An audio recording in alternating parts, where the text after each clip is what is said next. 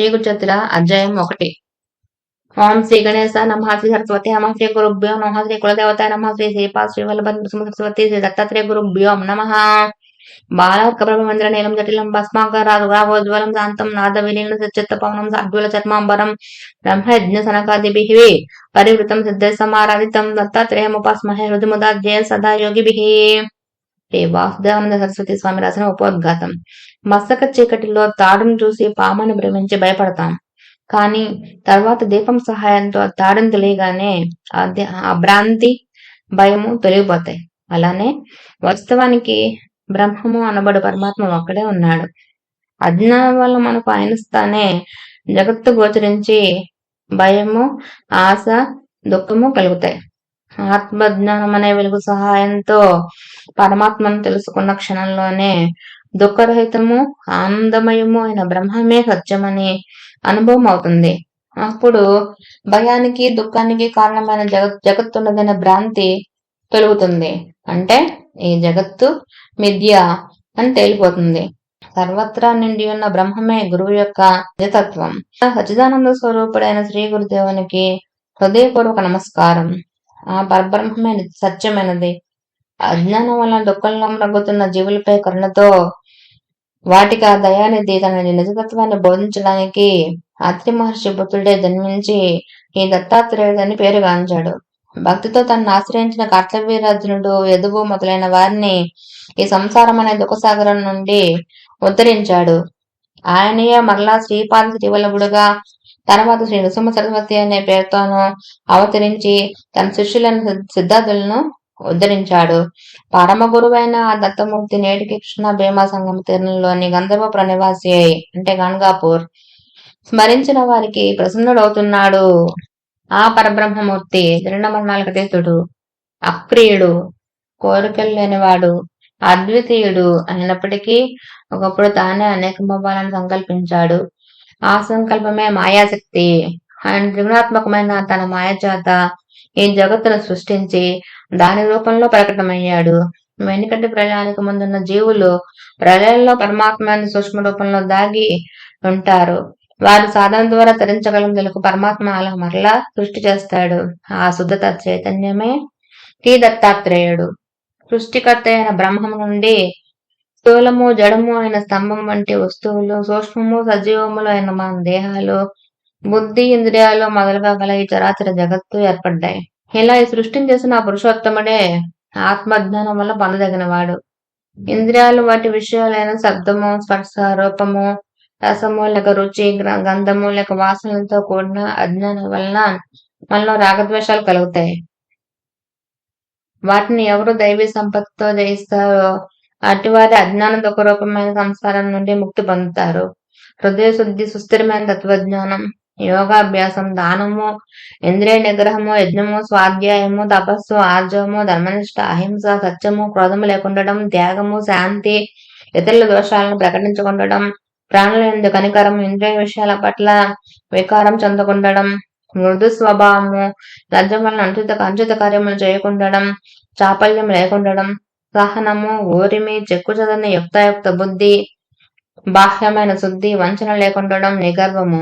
ఈ శుభలక్షణాలను దైవీ సంపద అంటారని భగవద్గీత చెప్తుంది. అటువంటి ముముక్షువుల కొరకే జన్మమరణాలు లేని పరమేశ్వరుడు తన దివ్య మాయ చేత మానవ రూపంతో జన్మించాడు. ఇలా ప్రతి యుగంలోనూ అవతరించి ధర్మరక్షణము, స్వధర్మ పాలనము చేసి తర్వాత తన అవతార శరీరాలను విడిచిపెడతాడు. అలా బ్రహ్మదేవసాన శ్వేతవరాహ కల్పంలో ఇప్పటికీ 28 చతుష్టయాలు గడిచాయి. 432 కోట్ల సంవత్సరాల్లో ఒక బ్రహ్మదివసం. అది బ్రహ్మకు ఒక రోజు. దీనికి రెండంతలైన బ్రహ్మ యొక్క అహోరాత్రాల కాలం ఒక కల్పం. 3600 కల్పాలు బ్రహ్మదేవునికి ఆయుర్దాయం. వీటిలో మొదటిది శ్వేతవరాహ కల్పం. మానవుల్లో కలి ప్రభావం వలన సత్యము, ధర్మము, సాటి జీవుల పట్ల ప్రేమ, దేవతల పట్ల భక్తి శ్రద్ధలు కొరబడ్డాయి. యజ్ఞదాన తపస్సులు లోపించాయి. ఆ కారణంగా దేవతలు కూడా మానవుల పట్ల నిర్దయులయ్యారు. కనుక పరమాత్మ దత్తాత్రేయుడే ఈ సృష్టిని ఉద్ధరించడానికి స్వయంగా అవతరించాడు. కృష్ణ అమర్జా నది సంగమ తీరంలో లోకపావనములైన దివ్యలీలలు చేస్తూ అక్కడే అదృశ్యంగా ఇప్పటికీ ఉన్నాడు. ఈయన మహత్యం చెప్పనలేవు కానిది. పుట్టిన వెంటనే ఏడిచే బదులు ఓం అని ప్రణవాన్ని ఉచ్చరించాడు. ఇనుమును తాకి బంగారంగా మార్చాడు. అక్షరాభ్యాసం కూడా లేకుండానే శిష్యులకు వేదపాఠం చెప్పాడు. బాల్యంలోనే తల్లిదండ్రులకు జ్ఞానాన్ని ఉపదేశించాడు. చిన్న వయసులోనే సర్వతీర్థ క్షేత్రాల్లో పాదచార్య దర్శించి పావనం చేశాడు. అష్టాంగ యోగాన్ని అభ్యసించాడు. నానాటికి పతనం అవుతున్న సన్యాస మార్గాన్ని పునరుద్ధరించాడు. అపత్య భోజనంతో ఒక భక్తుని ఉదరరోగాన్ని పోగొట్టాడు. ఒక నిరుపేద బ్రాహ్మణి దారిద్ర్యాన్ని పోగొట్టాడు. క్షణకాలంలో ఒక భక్తునికి త్రిస్థలి, ప్రయాగ, కాశీ, గయా యాత్ర చేయించాడు. చచ్చిన వాణ్ణి బతికించాడు. గొడ్డెబరిను పాడిగేదిగా చేశాడు. త్రివిక్రముడనే శిష్యునికి విశ్వరూపం చూపాడు. విద్వాంసుల విద్యాన్ని అణిచాడు. తన ఆశీర్వచనం చేతనే అంతుడున్నోటి వేదం పలికించాడు. ఒక విధురాలికి తిరిగి సౌభాగ్యం ఇచ్చాడు. కర్మభ్రష్టులైన ప్రజలకు పవిత్రమైన కర్మ మార్గం బోధించాడు. ఎండిపోయిన మేడికట్టును చెట్టుగా మార్చాడు. గొడ్రాలకి పుత్ర సంతానం కలిగేలా చేశాడు. తన అమృత దృష్టి చేత ఒకరికి కుష్ఠరోగం తగ్గించాడు. ఒక దీపావళి నాడు ఒకే సమయంలో 8 చోట్లకు వెళ్ళాడు. అకాలంలో కోసిన పంట చేను మాట మాత్రం చేత తిరిగి సస్యసమృద్ధిగా మార్చాడు. ఇలాంటి మహాకార్యాలు ఎంతవరకు చేశాడు, ఇప్పటికీ చేస్తున్నాడు, ఎప్పటికీ చేస్తాడు. ఆకాశంలోని నక్షత్రాలను, భూమిపైనున్న ఇసుక రేణువులను, సముద్రంలోని నీటి బిందువులను లెక్క పెట్టవచ్చునేమో గాని ఆ భగవంతుని కళ్యాణ గుణాలను, శక్తులను లెక్కించడం సాధ్యం కాదు. భగవంతుడు నిజానికి రూపం లేనివాడైనా కూడా తన మహిమ మరియు తన కళ్యాణ గుణాల రూపంలో అవతరించి భక్తుని చెవి అనే ద్వారం గుండా తన హృదయంలో ప్రవేశించి అతని దుష్ట సంస్కారం అనే పాపాన్ని దహించి వేస్తాడు. ఆ విధంగా క్రమంగా తన అంతఃకరణాన్ని శుద్ధం చేసుకున్న భక్తుడు జీవించి ఉండగానే ముక్తుడవుతాడు. సుఖదుఖాలనే ద్వంద్వాల చేత స్పర్శించబడక వాటి పట్ల నిర్లిప్తుడవుతాడు. ప్రారంధ కర్మ రూపమైన తన దేహం నశించినా నశించకపోయినా అజ్ఞానం వలన ఉత్పన్నమైన సుఖదుఖ రూపమైన ద్వంద్వాలు ఇంకా మిగిలి ఉన్న ప్రారంధం అయిపోగానే పరబ్రహ్మాన్ని పొందుతాడు. సత్సంగం లేని వారికి, ఇంద్రియ సుఖలోలురైన అసురి సంపద గల వారికి, తమోగుణ ప్రధానులైన మొహాంధులకు సత్యం తెలియదు. స్వధర్మం ఆచరిస్తూ సాధు గురు దేవతలందు భక్తి గలవాడై సత్సంగం వలన వివేకి అయి నేనే కర్తను భోక్తను అనే అభిమానం విడిచిపెట్టి ఉత్తమ సన్యాసి అయి ఈ మార్గంలోనే అతడు భుక్తి ముక్తి పొందుతాడు. గంగాధర సరస్వతి స్వామి రచన ఉపోద్ఘాతం. శ్రీగురు అనుగ్రహానికి పాత్రుడై సాగరే అను పేర ప్రసిద్ధికెక్కిన సాయం దేవుడు అను సద్బ్రాహ్మణుడు మా పూర్వీకుడు. ఆయన దాపస్తంభ శాఖ, కౌండిన్య సగోత్రం.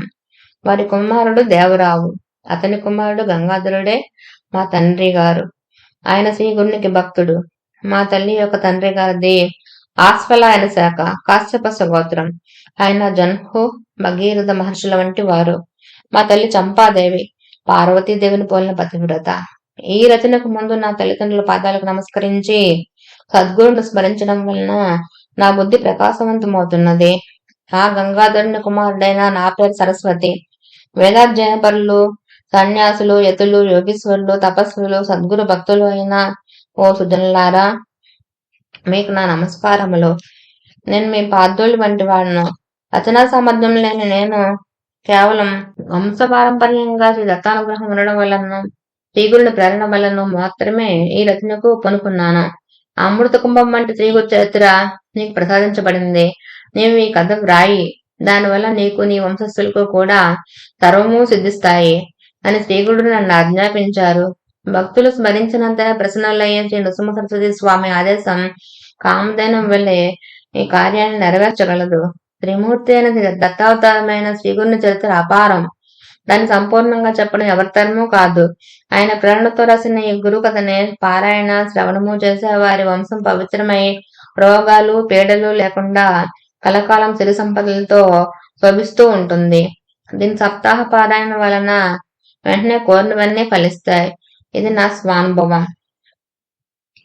నేను అల్పజ్ఞుడు అయినప్పటికీ శ్రీగురుని అనుగ్రహం వలన నా నోటి నుండి వెలువడి ఏ దత్తాత్రేయ కదా అల్పమైన తేనెటీగ నోటి నుండి లభించే తేనెలాగా, విలువలేని ముచ్చపు చెప్ప నుండి లభించిన విలువైన ముత్యంలాగా, కాకిరెట్ట నుండి వెలిసిన దివ్యమైన అశ్వద్ధ రావి వృక్షంలాగా అభిష్టాలు, జ్ఞానము కూడా ప్రశంసించగలదు. ప్రస్తావన: ముముక్షువులు పూర్ణుడైన గురువును ఆశ్రయించి తీరాలని ప్రపంచంలోని సర్వమత గ్రంథాలు, మహనీయులు చెబుతున్నారు. కానీ పూర్ణుడైన గురువు ఎలా దొరుకుతారు? ఆయన గుర్తించడం ఎలా? అంతటి గురువు తారసిల్లిన మనలోని దోషాల వలన వారిని గుర్తించలేం. ఇనుము మొక్కను తుప్పును తొలగించేదాకా అయస్కాంతం వైపు ఆకర్షించబడదు కదా. స్వల్పంగా పాపం చేసిన వారికి జపధ్యానాలు, ప్రాయశ్చిత్తాలు ఉపయోగపడతాయి. కానీ అధికంగా పాపాలే చేసే సామాన్యులకు సద్గురు సేవ ఒకటే ప్రాయశ్చిత్తమని శాస్త్రం. మొదట ముముక్షు గురు చరిత్ర వంటి గ్రంథాలు పారాయణ లేక శ్రవణం చేస్తే హృదయం పరిశుద్ధమై ముముక్షత్వము, గురుభక్తి అంటే సద్గురు సమాగమం కోసం ఆకాంక్ష తీవ్రమవుతాయి. అప్పుడే దైవకృప వలన సద్గురు సమాగమం జరుగుతుంది. ఈ గ్రంథ మహిమ వలన స్వప్నంలో తాను ఆశ్రయించవలసిన సద్గురు ఎవరో తనకు తెలుపబడుతుంది. అంతవరకు శ్రీ గురు చరిత్ర పారాయణ ఈ అధ్యాయంలో నామధారకుడు చేసినట్లు నిరంతర ప్రార్థనలు చేస్తూ ముముక్షువు వేచి ఉండాలి. అప్పుడు మాత్రమే ఎట్టి సంశయానికి తావు లేకుండా పరిపూర్ణుడైన సద్గురువుతో సమాగమం ప్రాప్తిస్తుందని ప్రథమ కర్తవ్యం బోధిస్తుంది. అధ్యాయం కథారంభం. గంధర్వ నగరంలో అంటే గంగాపూర్లో నృసింహ సరస్వతి స్వామి మహిమ లోక ప్రసిద్ధమై దూర ప్రాంతాల నుండి కూడా ఎందరెందరో వచ్చి వారిని సేవించి పెళ్లి కాని వారి పెళ్లి, సంతానం లేని వారి సంతానము, పేదవారి ధనము ఇలా ఎవరికి అవసరమైనవి వారు పొందుతున్నారు. వారిని దర్శించాలనుకున్నప్పటి నుండి కోరినవి నెరవేరుతున్న వారు ఉన్నారు. నామధారకుడు అనే బ్రాహ్మణుడు ఎన్నో కష్టాలకు గురై ఎన్ని చేసినా ఒకటి తీరక ఎంతో వ్యాకుల పడ్డాడు. ఈ పరిస్థితుల్లో అతడు శ్రీగురుని మహత్యం గురించి విని వారి దర్శనంతో గాని అది తీరని నిశ్చయించుకున్నాడు. అది లభించకుండా తన జీవితమే వ్యర్థమని తలచి నిరంతరము వారి పాదాలను స్మరిస్తూ ఆకలి తప్పులు కూడా మరచి కాలినడకన ఆ గ్రామాన్ని సమీపించాడు. ఆయన దర్శనం అవ్వకుండా ప్రాయాభ్యాసం చేసుకోదలిచి అతడు శ్రీగురు స్మరణ ఇలా మొరపెట్టుకున్నాడు. అందరి కష్టాలు తొలగించే మీ నామస్మరణతో నా కష్టాలు ఎందుకు తొలగడం లేదు? అందుకు నా పాపాలే కారణమైతే సర్వపాపహారమైన మీ నామం వాటినందుకు నశింపచేయలేదు. అన్ని జీవులను కరుణించే మీరు నన్ను మాత్రం ఎందుకు కరుణించడం లేదు? గురువే త్రిమూర్తి స్వరూపమని తలచిన వెంటనే ఫలితమిస్తాడని వేదాలు స్మృతులు చెబుతున్నాయి. ఈ కలియుగంలో నృసింహ సరస్వతి స్వామియే అంతటి గురువని కీర్తి వచ్చింది కదా, మరి నా పట్ల అదెందుకు నిరూపణ కావడం లేదు? మీరు సాటిలేని పెన్నిది అన్నది నిస్సంశయంగా అందరి అనుభవం కూడా. కానీ నా మనసులో మీపై భక్తి ఎందుకు కలగడం లేదు? నా మనస్సు మీపై స్థిరంగా నిలవడం లేదేమి? మీరే నా తల్లి, తండ్రి, గురువు, దైవం, తోడు నీడ అని నమ్మి ఇప్పుడు మిమ్మల్ని ఆశ్రయించాను. పస్తనంలోనే నాకు మీ పేరు పెట్టిన తల్లిదండ్రులు మీకు నన్ను అమ్మేశారు. పరమాత్మ, మీరు దీనుల బంటి కల్పవృక్షం, దయాళువు, మహాదాత, దేవతలకే శక్తిని అనుగ్రహించి విశ్వం అంతటినీ పోషిస్తున్న మీరు నన్నెందుకు ఉపేక్షిస్తున్నారు? మీరు సర్వసాక్షి అని వేదాలు చెబుతున్నాయి కదా, మరి నా దుస్థితి మీకు తెలియడం లేదా? ఎవరిని ఉపేక్షించని మీరు నన్నెందుకు ఉపేక్షిస్తున్నారు? నేను మీకేమీ సమర్పించలేదనా? సాక్షాత్తు లక్ష్మీదేవి సేవకురాలైన మీకు దరిద్రుడైన నేనేం ఇవ్వగలను తండ్రి? బిడ్డల నుండి ఏం తీసుకొని తల్లి తన్నిమిస్తున్నది? నన్ను అనుగ్రహించే సమయం ఇంకా రాలేదండం సర్వసముద్రాన్ని మీకు తగదునాయన. ఇంతకు ముందు మీరే దిక్కను కలిసి నేను మిమ్మల్ని సేవించిన వాటి నిజమే, కానీ సేవిస్తేనే ప్రసాదించేది దానం ఎలా అవుతుంది? స్వామి, లౌకికుడైన రాజు కూడా తన సేవకుల వంశంలో పుట్టిన వారిని రక్షిస్తున్నాడు. మా పూర్వీకులందరూ మిమ్మల్ని నిష్కామంగా సేవించినందుకైనా మీరు నన్ను రక్షించాలి, లేకుంటే సత్పురుషులకు ఫిర్యాదు చేసుకొనైనా నా రుణం రాబట్టుకుంటాను. ఇది నాపై కాఠిన్యం వహించినట్లు తోస్తున్నది. అది మీ సాటివారి పట్ల తగునేమో కానీ అల్పుడినైనా నా యందు తగదు. ఇందుకు కారణం నేను చేసిన తప్పులేమో. అజ్ఞానైనా నాకు దోషాలు చేయడం సహజమే. నా వంటి పాపి లేడు, కానీ మీ వంటి పాపహారకుడు లేడు. కనుక నన్ను ఉద్ధరించు తండ్రి. ఒకవేళ నేను మీ గురించి ఆడిన నిష్ఠూరాలే మీ కాఠిన్యానికి కారణమా? దయాసముద్రులైన మీరు అలిగిన బిడ్డను తల్లి బుజ్జగించినట్లు నన్ను బుజ్జగించాలి గాని నాపై అలిగి అనుగ్రహించుకుంటే నాకు దిక్కెవరు తండ్రి? లేకుంటే నేను చేసిన తప్పేమిటో అదేనా నాతో చెప్పవచ్చు కదా. ఏమైనా మీరు నా దోషాలను క్షమించి నన్ను దయచూడాలి. మీరే నాకు దిక్కు. మిమ్మల్ని నేను శరణ పొందుతున్నాను. చైతన్యమూర్తివి, దయానిధివి అయిన నీ కారుణ్యం ఏమైంది ప్రభు? మృత్యుముఖంలో ఉన్న నన్నెందుకు ఉద్ధరించకుండా ఉన్నావు? ఇలా దారి పొడవునా నామధారకుడు అనేక విధాలుగా శ్రీగురుణ్ణి ఆర్తితో ప్రార్థిస్తూ వెళ్లి చివరకు కిన్నుడై శోష వచ్చి గంధర్వపురం దగ్గర ఒక చెట్టు కింద పడుకున్నాడు. అతనికి నిద్ర తూగినప్పుడు కల్లో కూడా అతడు శ్రీగురుణ్ణి స్మరిస్తున్నాడు. ఆవు తనని ఎడబాసి ఆర్తనాదం చేస్తున్న దూడ దగ్గరకు వాత్సల్యంతో పరుగున వచ్చినట్లు భక్తుల పాలిట కామధేనువైన ఆ పరమేశ్వరుడు అవధూత వేషంలో నామధారకునికి స్వప్నంలో దర్శనమిచ్చాడు. ఆయన జడలు, విభూతి, పులి చర్మము ధరించి ఉన్నాడు. నామధారకుడు కళలోని స్వామికి సాష్టాంగ నమస్కారం చేసి తన పొడవైన జుట్టుతో వారి పాదాలు తుడిచి వాటితో అభిషేకించి గంధం అలంకరించి పూజించాడు. ఆ దర్శనంతో అతని హృదయం శాంతించి అతని మనస్సులో రూపం స్థిరంగా నిలిచింది. అప్పుడు ఆ యోగీశ్వరుడు అతన్ని లేవనెత్తి ముఖాన విభూతి పెట్టి తలపై చెయ్యి ఉంచి ఆశీర్వదించారు. ఆ వెంటనే అతనికి మెలకువ వచ్చింది. అయినా తన తలపై అవధూత చేయి పెట్టిన అనుభవం అలానే ఉన్నది. అతడు ఆశ్చర్యపోయి చుట్టూ చూశాడు. అక్కడ మరెవరూ లేరు. అప్పుడు అతడు లేచి తనకు స్వప్న దర్శనం ఇచ్చిన ఆ గురుమూర్తిని స్మరిస్తూ ముందుకు సాగిపోయాడు. యత్తాయ గురువే నమః. శ్రీ శ్రీపాద శ్రీవల్లభాయ నమః. నేను సుమ సరస్వతి నమః. శ్రీ గురు చతుర 2వ అధ్యాయం. శ్రీ గణేశాయ నమః. శ్రీ సరస్వతి నమః. శ్రీ గురుభ్యో నమః. గురుచరిత్ర పారాయణ వలన శుద్ధులైన ముముక్షులకు ఒక వంక సద్గురు దర్శనాభిలాష, మరొక వంక విషయాలపై నిరపేక్ష దూరమవుతాయి. అప్పుడు మొదటి స్వప్నంలోనూ తర్వాత ప్రత్యక్షంగానూ గురు దర్శనము లభిస్తుంది. ఆ గురువు కూడా అనన్య గురుభక్తి చేత జీవన్ముక్తుడే ఉంటాడు. అట్టి సద్గురువు తారసెళ్ళినప్పుడు మన హృదయం ఆయనను నిస్సందేహంగా గుర్తిస్తుంది. వేరు నిదర్శనాలు అవసరం లేకనే కేవలం దర్శనం మాత్రం చేతనే శాంతి ఆనందాలు కలుగుతాయి. అటుపైన వారి పట్ల మనం కలిగిన భావాన్ని నిశ్చలంగా నిలుపుకోవాలి. అందుకు కూడా వారి లీలలో చరిత్ర పారాయణ చింతన సాధనాలు. అంతటి పూర్ణ గురుని తెలిపే అనన్య గురు భక్తుడు లభించడం కూడా మన జీవితాకాశంలో ఉదయిస్తున్న గురుకృపకు చిహ్నమే. అంటే గురు చరిత్ర పారాయణ చేసే అవకాశం కూడా అటుదే అన్నమాట. ఈ అధ్యాయంలోని గురుసేవ వృత్తాంతం కల్పితం కాదు. శ్రీ షిరిడి సాయినాథుని గురుసేవ అక్షరాల అలానే ఉండడం గమనార్హం. సద్గురు సేవ అనుగ్రహం వల్ల క్షణంలో వేదంగా పారంగతుడు అవ్వచ్చని, అతనికి సకల సిద్ధులు ప్రాప్తిస్తాయని పతంజలి మొదలైన మహర్షులు రాసిన యోగశాస్త్ర గ్రంథాలు, శ్రీ గురు గీత కూడా చెబుతున్నాయి. శ్రీ అక్కలకోట స్వామి, తాజుద్దీన్ బాబా మొదలైన వారి చరిత్రలో కూడా ఇందుకు ఎన్నో తర్పణాలు చూడొచ్చు. కథారంభం. స్వప్నంలో జడలు, విభూతి, పులితోలు ధరించి దర్శనమిచ్చిన ఆ మూర్తి నామధారకుని మనసుపై తిరగరాని ముద్ర వేసుకున్నది. ఆయన ప్రత్యక్షంగా దర్శించాలన్న ఆవేదన అతనిలో తీవ్రమైంది. అతడు కొద్ది దూరం వెళ్లేసరికి అతడు కృపాకరుడు, ద్వంద్వాతీతుడు అయిన ఒక యోగి పొంగవాడు కనిపించాడు. అతని పీతాంబరము, దానిపైన పులి చర్మము, దేహమంతటా విభూతి, జడలు ధరించి ఉన్నాడు. ఆయన సాక్షాత్తు అతనికి స్వప్నంలో కనిపించిన యోగియే. ఆయన దర్శనంతో నామధారకుడికి రోమాంచితమై, కంఠం గద్గదమై, కన్నులు ఆనంద బాష్పాలతో నిండాయి. అతడు పారవశంతో నమస్కరించి, స్వామి, నేను శ్రీగురుని దర్శనం కోసం తప్పించి అది లభించకుంటే వర్ణించాలనుకున్నాను.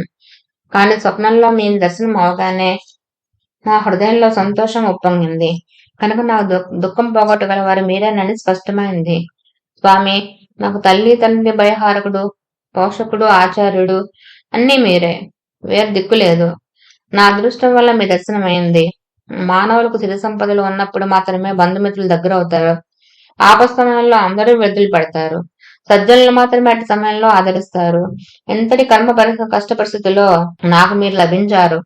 యోగీశ్వర, అజ్ఞానమైన చీకటిని నశింపజేయగల జ్ఞానజ్యోతి స్వరూపులు మీరు. నా పేరు నామధారక శర్మ. తమ పేరేమి? ఎక్కడి నుండి వస్తున్నారు? ఎక్కడికి వెళ్తున్నారు అని అడిగాడు. ఆ యోగి ఇలా చెప్పారు. నాయనా, ఎవరి భక్తులు తప్పక ముక్తిని పొందు తీరుతారో, ఎవరిని యోగులు కూడా ధ్యానిస్తారో అంటే త్రిమూర్చావతారమైన శ్రీ నృసింహ సరస్వతి స్వామి శిష్యుడు నేను.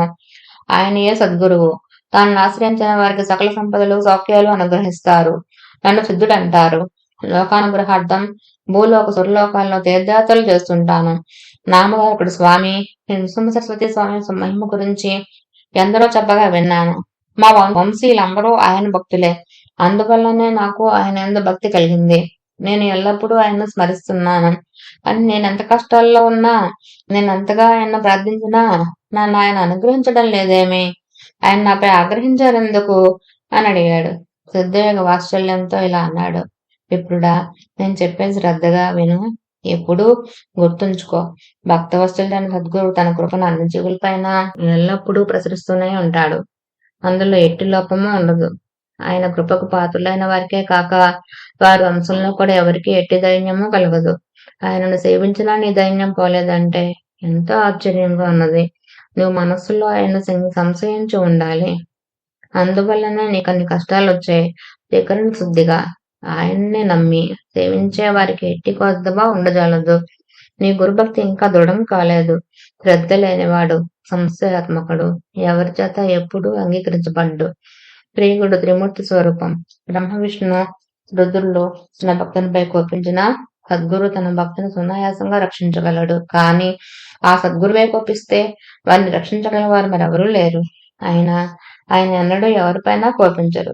అలాంటి శ్రీగురుడిని శంకించగానే అనుగ్రహించగల వారెవరు? అప్పుడు నామధారకుడు స్వామి, సద్గురు త్రిమూర్తి స్వరూపం ఎలా అయ్యారు అని అడిగాడు. సిద్ధుడు, మొదట పరమాత్మ ఒక్కడే ఉన్నాడు. ఆయన ఒకప్పుడు నేనే అనేకమోదును గాక అని సంకల్పించి ఈ చరాచర విశ్వం అయ్యాడు. అందులోని జీవులను ఉద్ధరించడానికి తిరిగి ఆయనయే సద్గురువుగా అవతరిస్తూ ఉంటాడు. అందువలన సద్గురువును తప్పక ఆశ్రయించాలి. శిష్యునికి తత్వజ్ఞానం కలిగించడం వలన, అజ్ఞానం నుండి రక్షించడం వలన, ధర్మ పరంపరలను నశింపజేయడం వలన గురువు సృష్టి స్థితి లయాలకు కారణమైన త్రిమూర్తుల స్వరూపం అయ్యారు అని చెప్పాడు. అతడు నామధారకుడు స్వామి, దేవతలు కోపించిన సద్గురువు రక్షించగలరంటే అదెలా సంభవం? అందుకు తాత్కాణమేమి? ఆ సందేహం తీర్చి నా మనస్సుకు స్థిరం ప్రసాదించండి అని వేడుకున్నాడు. సిద్ధుడు ఆయన జిజ్ఞాసకు సంతోషించి ఇలా చెప్పాడు. నువ్వు బుద్ధిమంతుడవు, మంచి ప్రశ్న వేశావు.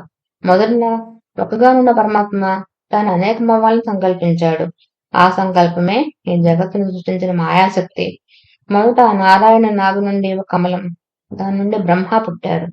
అతడు శ్రీ మహావిష్ణువు యొక్క ఆజ్ఞను అనుసరించి ఆయన నుండి వెలువడిన వేదాలలో వివరించబడిన రీతిని విశ్వమంతటిని సృష్టించాడు. మొదట ఆయన బ్రహ్మనిష్ఠులైన తనకు తనది సనత్ కుమారులను, తనకు జాతులను, తర్వాత ప్రజాపతులైన మరీచి, అత్రి, అంగీరస, పులహ, పులస్త్య, ఘృతు, వశిష్ఠులను సృష్టించాడు. తర్వాత ముల్లోకాలను, దేవతలను, నానా విధములైన జీవరాశిని, మానవులను సృష్టించాడు. వారి వారి పూర్వజన్మ సంస్కారాలను అనుసరించి ఉత్తమమైన వర్ణాశ్రమ ధర్మాలను ఏర్పరిచాడు. అలాగే 4 యుగాలను సృష్టించి కర్మ పద్ధతిని వాటిని భూమిపై ప్రవర్తింపజేశాడు. మొదటిగా ఆయన తచ్చమే ఆకారంగా కలిగి యజ్ఞోపవితము ఆభరణాలు ధరించి ఉన్న హృదయగాని భూలోకంలో 17,20,000 సంవత్సరాలు ప్రవర్తించరమ్మని ఆదేశించాడు. జ్ఞాన వైరాగ్యాలు ఈ కృతుల లక్షణాలు.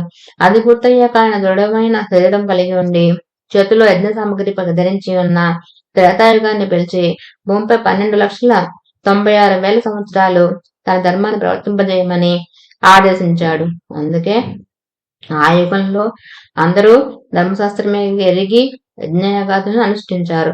అటు తర్వాత బ్రహ్మ ఖడ్గము, మంచంగోడు, దంతుబాణాలు ధరించిన ద్వాపర యుగాన్ని పిలిచి భూమిపై 8,64,000 సంవత్సరాలు తన ధర్మాన్ని ప్రవర్తింపజేయమని ఆదేశించాడు. అందుకే ఆ యుగంలో శాంతి, ఉగ్రత్వం, దయా, కాఠిన్యం మొదలైన పరస్పర విరుద్ధమైన గుణాలతో మానవులు జీవించారు. అటు తర్వాత బ్రహ్మదేవుడు కలిపురుషుని పిలిచాడు. ఈ కలిపురుషుడు మలినుడు. తగువులంటే అతనికి ఎంతో ఇష్టం. కలి అంటేనే తగువు అని అర్థం. అతడు క్రూరుడు, వైరాగ్యమే లేనివాడు, పవిత్రం అంటేనే గిట్టనివాడు. అతడు తన ఎడమ చేత్తో తన మర్మ అవయవాన్ని, కుడి చేత్తో నాలికని పట్టుకొని ఆనందంతో గంతులేస్తూ వచ్చాడు. పిశాచ రూపం గల అతన్ని చూచి బ్రహ్మ నవ్వి వికృతమైన అతని చేష్టకు అర్థం ఏంటని అడిగాడు. కలిపురుషుడు, నేను మానవులందరినీ కాముకులుగాను, జిహ్వచాపల్యం కలవారుగాను చేసి వారు ఉత్తమ గతి పొందకుండా చూస్తానని ప్రతిజ్ఞ పూనాను. అదే నా ఈ చేష్టకు అర్థం అన్నాడు. అప్పుడు బ్రహ్మ అతనిని భూలోకానికి వెళ్లి అక్కడ 4,32,000 సంవత్సరాలు అతని ధర్మాన్ని ప్రవర్తింపజేయమని ఆదేశించాడు.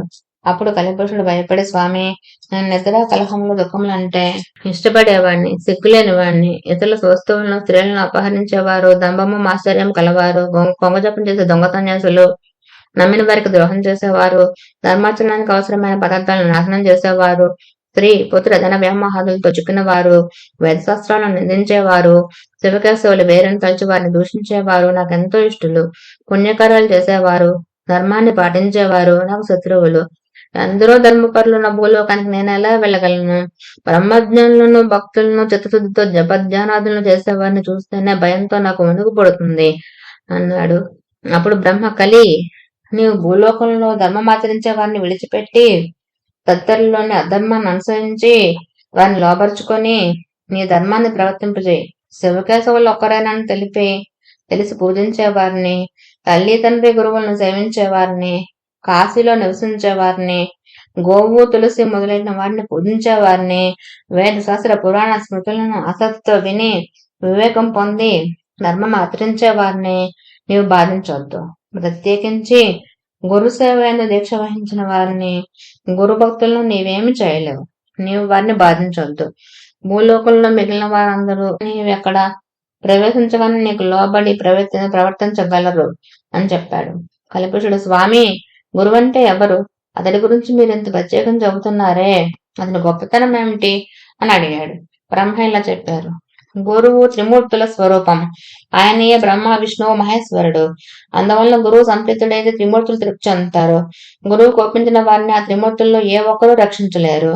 గురువు తమ శిష్యునికి తత్వం ఉపదేశించి పాపం నశింపజేసి అతని యందు బ్రహ్మజ్ఞానం కలిగించి అతన్ని శాశ్వతంగా దుఃఖం నుండి తరింపజేస్తాడు. అలానే గురువు సంప్రీతుడైతే త్రిమూర్తులు సంప్రీతులు అవుతారు గాని త్రిమూర్తుల్లో ఏ ఒక్కరు సంప్రీతులైనా గురువు సంప్రీతుడు కాకపోవచ్చు. అనగా ఎవడు శాస్త్రానుసారం గురువును సేవించి ఆయన ప్రీతికి పాత్రుడవుతాడో అట్టి శిష్యుడు తానే బ్రహ్మ అవుతాడు. అతనికి తీర్థయాత్రలు, వ్రతాలు, తపస్సు చేసిన ఫలితమంతా గురుసేవ వల్లనే లభిస్తుంది. గురువు వలన శిష్యునికి వర్ణాశ్రమ ధర్మాలు, సదాచారము, సద్విత్ వివేకము, కర్మాచరణ, భక్తి, వైరాగ్యము, ముక్తి కూడా లభిస్తాయి. గురువు లేనిదే మోక్షం లభించదు. కారణం, గురువు లేనిదే శాస్త్ర శ్రవణము, తత్వ శ్రవణము లభించవు. అవి లభించకుంటే మానవులకు నీ వలన భయం తప్పదు. శాస్త్రాలు స్వయంగా చదువుకుంటే అర్థమయ్యేవి కావు. శాస్త్రాలను అర్థకమైన రీతిగా వివరించడం సద్గురువుకు మాత్రమే సాధ్యం. అందుకే ఆయన జ్ఞానజ్యోతి స్వరూపం. సద్గురు సేవ వలన సర్వము సిద్ధిస్తుంది. అందుకు తార్కాణం చెబుతాను విను. పూర్వం గోదావరి తీరంలో అంగే సమస్య ఆశ్రమంలో అనేక మంది సద్బ్రాహ్మణులు, అధ్యక్ష పొందిన వారు, తపస్సులు ఉండేవారు. వారిలో పైలుని కుమారుడు వేదధర్ముడు అనే ముని ఉండేవారు. ఆయనకి అందరూ శిష్యులు ఉండేవారు. ఒకసారి ఆయన తన శిష్యుల భక్తి శ్రద్ధలను పరీక్షించదలచి అందరినీ పిలిచి ఇలా అన్నారు. నా పూర్వజన్మ పాపాల్లో ఎక్కువ భాగం ఈ జన్మలో తపస్సుతో నశింపజేసుకున్నాను. మిగిలిన కొంచెం అనుభవిస్తే గాని తీరదు. ఒకవేళ దాన్ని నా తపశక్తితో పోగొట్టుకున్నా అది నా మోక్షానికి విఘ్నం కలిగిస్తుంది. అందువల్ల నేను సర్వపాపహరమైన కాశీ నగరానికి వెళ్లి ఆ కర్మశేషం అనుభవించి దాన్ని నశింపజేసుకుంటాను.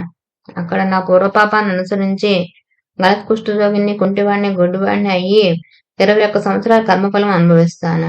అంతకాలం అక్కడ నాకు తోడుగా ఉండి సేవ చేయగలవారు మీలో ఎవరున్నారు? గురు సేవలో లోపం వస్తే ఏం ప్రమాదమో అన్న భయంతో శిష్యులంతా మౌనం వహించారు. దీపకుడైన శిష్యుడు ఆయనకు నమస్కరించి, స్వామి, మోక్షానికి విఘ్నం కలిగించే పాపశేషం ఉంచుకోరాదు. కానీ మీరు అనుమతిస్తే మీ బదులు ఆ పాపం నేనే అనుభవించి మీకు సేవ చేస్తాను, అనుగ్రహించండి అని విన్నవించుకున్నాడు. అప్పుడు ఆ గురువు సంతోషించి, ఈ పాపం నేను అనుభవించవలసిందే, వేరొకరు అనుభవిస్తే తీరదు.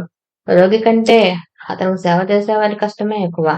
అందుకు ఇష్టమైతే నీవు నాతో కూడా రావచ్చు అన్నారు. దీపకుడు అందుకు అంగీకరించి గురువును కాశీకి తీసుకెళ్లాడు. అక్కడ వేదధర్ముడు మణికర్ణికా ఘట్టంలో స్నానం చేసి మణికర్ణికకు నమస్కరించి విశ్వనాథుని పూజించాడు. ఆ తర్వాత ఒక సంబలాస్వతర ప్రదేశంలో దీపకుడు నిర్మించిన కుటీరంలో నివసించసాగాడు. వెంటనే ఆయనకు గలత్ కుష్ఠరోగము, కుంటితనము, గుడ్డితనము వచ్చాయి. ఆయన శరీరం అంతా కుష్ఠరోగంతో కుళ్ళిపోయి పురుగులు పడి దుర్వాసన కొట్టసాగింది. దానితోడు మత్స్యమితం కూడా తప్పింది. సహజంగా ఎంతో బ్రహ్మమూర్తి అయిన ఆ ముని ఎంతో క్రూరంగా ప్రవర్తించసాగాడు. దీపకుడు మాత్రం తన గురువు సాక్షాత్తు విశ్వనాథుడని విశ్వసించి నిత్యము ఆయన శరీరం శుభ్రం చేసి సర్వోపచారాలతో పూజ చేసి అన్నం తెచ్చి పెడుతుండేవాడు. ఆ ముని మాత్రం అతనిని ఎన్నో రీతిలో బాధిస్తుండేవాడు. అతను మంచి అన్నం తెచ్చినా కూడా కొంచెమే తెచ్చాడని కోపించి ముని దాన్ని నేలపై విసిరి కొట్టేవారు. దీపకుడు ఎక్కువగా భోజనం తెచ్చినప్పుడు ఆయన దాన్ని రుచి చూసి బాగాలేదని విసిరికొట్టి రుచికరమైన భోజనం తెచ్చిపెట్టమని వేధించేవారు. ఒక్కొక్కప్పుడు ప్రేమతో, అబ్బాయి, నీవు ఉత్తమ శిష్యుడివి, నా కోసం నీవెంతో కష్టపడుతున్నావు, అని లాలించేవారు. కాని మరుక్షణమే కోపించి, దుర్మార్గుడా, నువ్వు నన్నెంతో పీడిస్తున్నావు. నీవు వెళ్ళిపో. నా శరీరంలో దుర్వాసన పోయేలా కలగడం లేదు. అందువలన ఎగులు నన్ను కుడుతున్నాయి. తోలకుండా చూస్తావేమి అని కసురుతారు. దీపకుడు ఆ పని చేయబోతే ఆయన మూర్ఖుడా, ఆకలితో నా ప్రాణం పోతున్నది. ఇంకా భిక్షకు పోయి అన్నం తీసుకురాలేదేమి అని తిట్టేవారు, కొట్టేవారు. దీపకుడు మాత్రం కొంచెం కూడా చెల్లించలేదు. పాపం ఎక్కువగా ఉన్న వారికి కష్టాలతో పాటు దుష్టత్వం కూడా కలుగుతుందని తెలుసుకొని దీపకుడు గురువును భక్తితో సేవిస్తున్నాడు. గురువే సకల దేవతా స్వరూపమని నమ్మిన అతడు కాశీ క్షత్రయాత్ర కూడా చేయక, అతడి దేవతలను కూడా దర్శించక గురు సేవలలో లీనమయ్యాడు. అతడు ఎవరితోనూ మాట్లాడేవాడు కాదు. తన శరీరానికి కావాల్సిన పనులు కూడా చేసుకునేవాడు కాదు.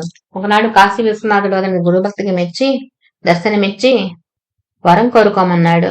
అతడు తన గురుదేవుని అనుజ్ఞ లేకుండా ఎట్టి వరము కోరలేనన్నాడు. తన గురువు వద్దకు వెళ్లి వారి వ్యాధి తగ్గేలా తను వరం కోరుకోవడం ఆయనకు సమ్మతమేనా అని వేదధర్ముణ్ణి విచారించాడు. అప్పుడు ఆయన, ఏమిరా, నా సేవ చేయడం నీకింత కష్టంగా ఉందా? నా కోసం నీ వెట్టి వరము కోరనవసరం లేదు. వరం వల్ల ఈ రోగం పోగొట్టుకుంటే దాన్ని మరొక జన్మలో అనుభవించవలసి వస్తుందని శాస్త్రం చెబుతోంది. కనుక నేను ఈ జన్మలోనే ఈ పాపం అనుభవించి నా మోక్షానికి ఆటంకం తొలగించుకుంటాను అని చెప్పారు. కాశీ విశ్వనాథుడు దీపకం ద్వారా ఈ విషయం తెలుసుకొని నిర్వాణ మండపానికి వచ్చి దేవతలందరి సమక్షంలో ఆశ్చర్యంతో ఈ విషయం విష్ణుమూర్తితో చెప్పాడు. విష్ణుమూర్తి ఆనందించి ఆ గురు శిష్యులు చూడడానికి వచ్చాడు. ఆయన చూడగానే దీపకుడు నమస్కరించి, స్వామి, వరాలు కోరి మీకోసం తపస్సు చేస్తున్న వారిని ఉపేక్షించి మిమ్మల్ని ఎన్నడూ సేవించిన నాకు దర్శనమిచ్చారేమి అని అడిగాడు. విష్ణుమూర్తి, నాయన, గురువును భక్తితో సేవిస్తే నన్ను సేవించినట్లే. అట్టి శిష్యోత్తమునకు నేను అధీనుడను. తల్లిదండ్రులను, విద్వాంసులను, విప్రులను, తపస్సులను, యతులను పూజించేవారు పతియే దైవమని విశ్వసించి అతన్ని సేవించే పతివ్రతలు కూడా నన్ను సేవించిన వారే అవుతారు అని చెప్పి వరం కోరుకోమన్నాడు. దీపకుడు ఆయనకు నమస్కరించి, గురువే సకల దేవతల స్వరూపమని, సకల తీర్థ స్వరూపి అని వేదాలు శాస్త్రాలు చెబుతున్నాయి. మీరిచ్చే వరం గురువు కూడా ఇవ్వగలడు కదా అన్నారు. శ్రీమన్నారాయణుడు, మేమిద్దరము ఒకటే. మా ఇద్దరి సంతోషం కోసం వరం కోరుకో.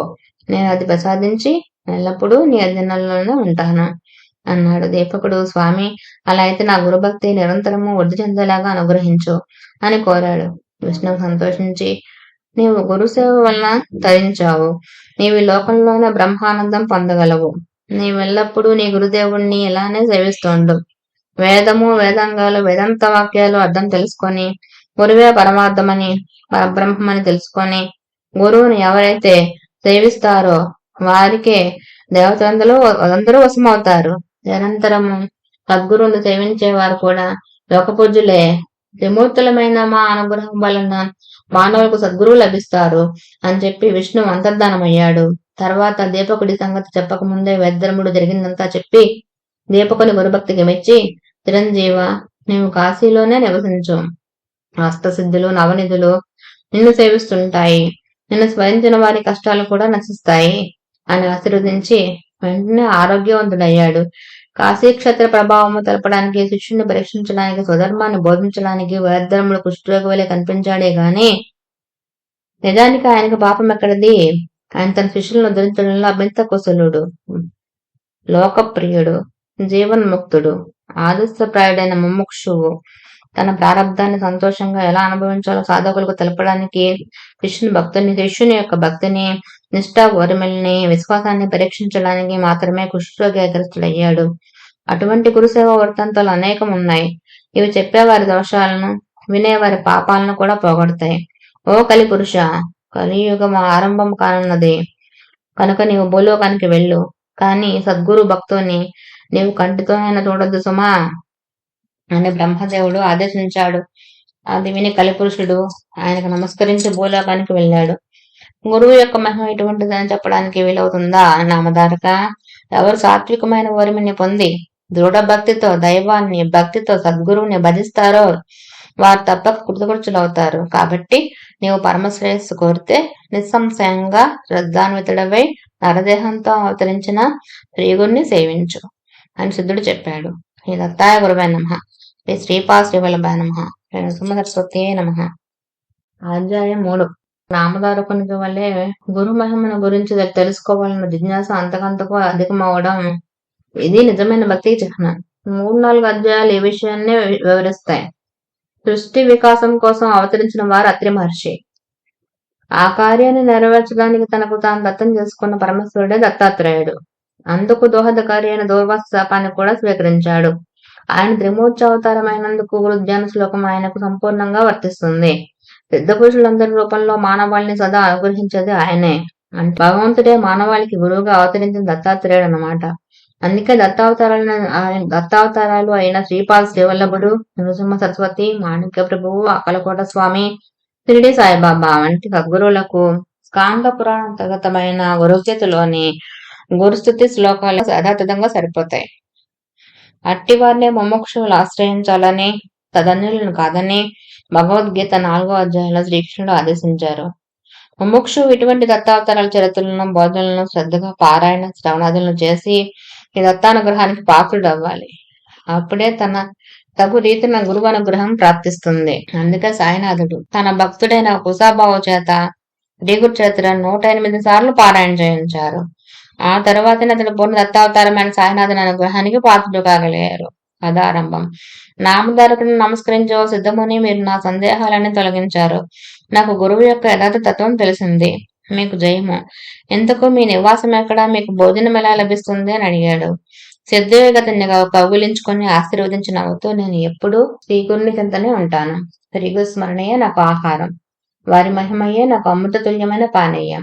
ఈ శ్రీగురు చరిత్ర గ్రంథము శ్రవణం చేస్తుంటే భుక్తి ముక్తి శీఘ్రంగా లభిస్తాయి. పరిశుద్ధులే దీన్ని 7 రోజుల్లో పారాయణ లేక శ్రవణము చేసిన వారి పాపాలు నశించి సంతానము, దండాన్యాలు, దీర్ఘాయువు, జ్ఞానము ఎవరు కోరింది వారికి లభిస్తుంది.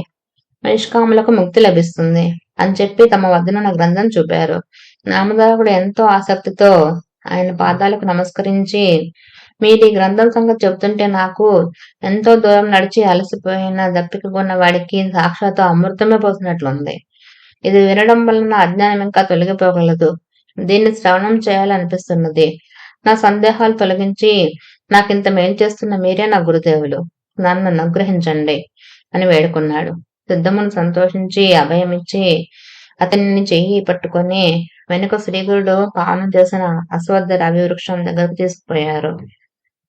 నామధారకుని దాని కింద తమ దగ్గరగా కూర్చోబెట్టుకుని ఇలా చెప్పారు, నాయన, అజ్ఞానం వలన నీకు శ్రీగురుని అందు దృఢమైన భక్తి కుదరలేదు. ఆయనను సందేహించడం వల్లనే నీ కష్టాలు వచ్చాయి. సదాచార సంపన్నుడైన గురువును పూర్ణమైన భక్తితో విశ్వసించి సేవించగల వారికే వారి నిజతత్వం అర్థమవుతుంది. అట్టి వారికే కష్టాలు తొలగి అభిష్టాలు నెరవేరుతాయి. నిజానికి సద్గురువు తన పరాభేదం లేకుండా అందరిపైన అపారమైన దయ కురిపిస్తుంటాడు. నీరు ఎత్తైన ప్రాంతంలో నిలవదలనట్లు దాంబికులకు ఆయన కృప లభించదు. గురువుకు సాటి అయిందేదీ లేదు. కల్పవృక్షము, చింతామణి కోరినవి మాత్రమే ప్రసాదించగలవు. కానీ గురువు మనం కోరని దాన్ని కూడా ప్రసాదిస్తారు. ఆయన స్పర్శ దీక్షతోనే మనకు ప్రపంచమంతా బ్రహ్మమయంగా దర్శింపజేస్తారు. ఆయననే శంకించే వారికి ఆయన ఏం చేయగలడు? తన సంపూర్ణ విశ్వాసంతో సేవించే వారి వెంట నుండి కాపాడడమే ఆయన ధర్మం. కానీ పామరులు కష్టం వచ్చినప్పుడు ఎవరో చెప్పగా ఆయన సేవిస్తారు, కానీ శ్రద్ధ విశ్వాసాలతో సరైన పద్ధతిలో సేవించరు. కనుకనే కొందరు అభిష్టాలు నెరవేరు. అప్పుడు వారు తమకు గురువేమీ చేయలేదని ఆయన నిందిస్తారు. నామధారకుడు ఆయనకు నమస్కరించి, స్వామి, నాకు శ్రీగురుని లీలలో వినిపించి కృతార్థుని చేయండి. శ్రీగురుడు త్రిమూర్తాత్మకమైన భగవంతుడంటిది కదా, ఆయన మొదట అలా ఎందుకు అవతరించారో తెలవేయండి అని వేడుకున్నాడు. సిద్ధమును సంతోషించి, శ్రీగురుని పట్ల నీకు శ్రద్ధ కలగడం ఎంతో శుభసూచకం. ఇంతవరకు శ్రీగురుని లీలల గురించి ఎంత ప్రీతితో ఎవరూ అడుగునే లేదు. ముముక్షులకు మాత్రమే ఇట్టి అభిరుచి కలుగుతుంది. నీకు తప్పక పురుషార్థాలు ప్రాప్తిస్తాయి. నీ శ్రద్ధ నాకెంతో ఆనందాన్ని కలిగిస్తున్నది. నీవు అడిగింది చెప్తాను, శ్రద్ధగా విను. జగత్తుకు మూల కారణమైన భగవంతుడు మొదట అనేక మోపాలను సంకల్పించినప్పుడు ఆయన శక్తి త్రిగుణాత్మకంగా మారి బ్రహ్మ, విష్ణువు, మహేశ్వరుల రూపం ధరించింది. వాటిలో రజోగుణం ప్రకోపించినప్పుడు సృష్టికర్త అయిన బ్రహ్మ రూపంలో ఆ శక్తి సర్వాన్ని సృష్టించింది. సత్వగుణం బలీయమై విష్ణు రూపంలో సర్వాన్ని పాలిస్తుంది. తమో గుణం బలీయమైనప్పుడు అదే మహేశ్వరుడే సర్వాన్ని సంహరిస్తుంది. అంతేగాని నిజానికి ఆ ముగ్గురికి భేదమే లేదు. పూర్వం సూర్యవంశానికి చెందిన అంబరీషుడైన రాజు నిరంతరము హరిచింతనలు, అతిథి సేవలతో, దృఢమైన నిష్ఠతో ఏకాదశి వ్రతం ఆచరించేవాడు.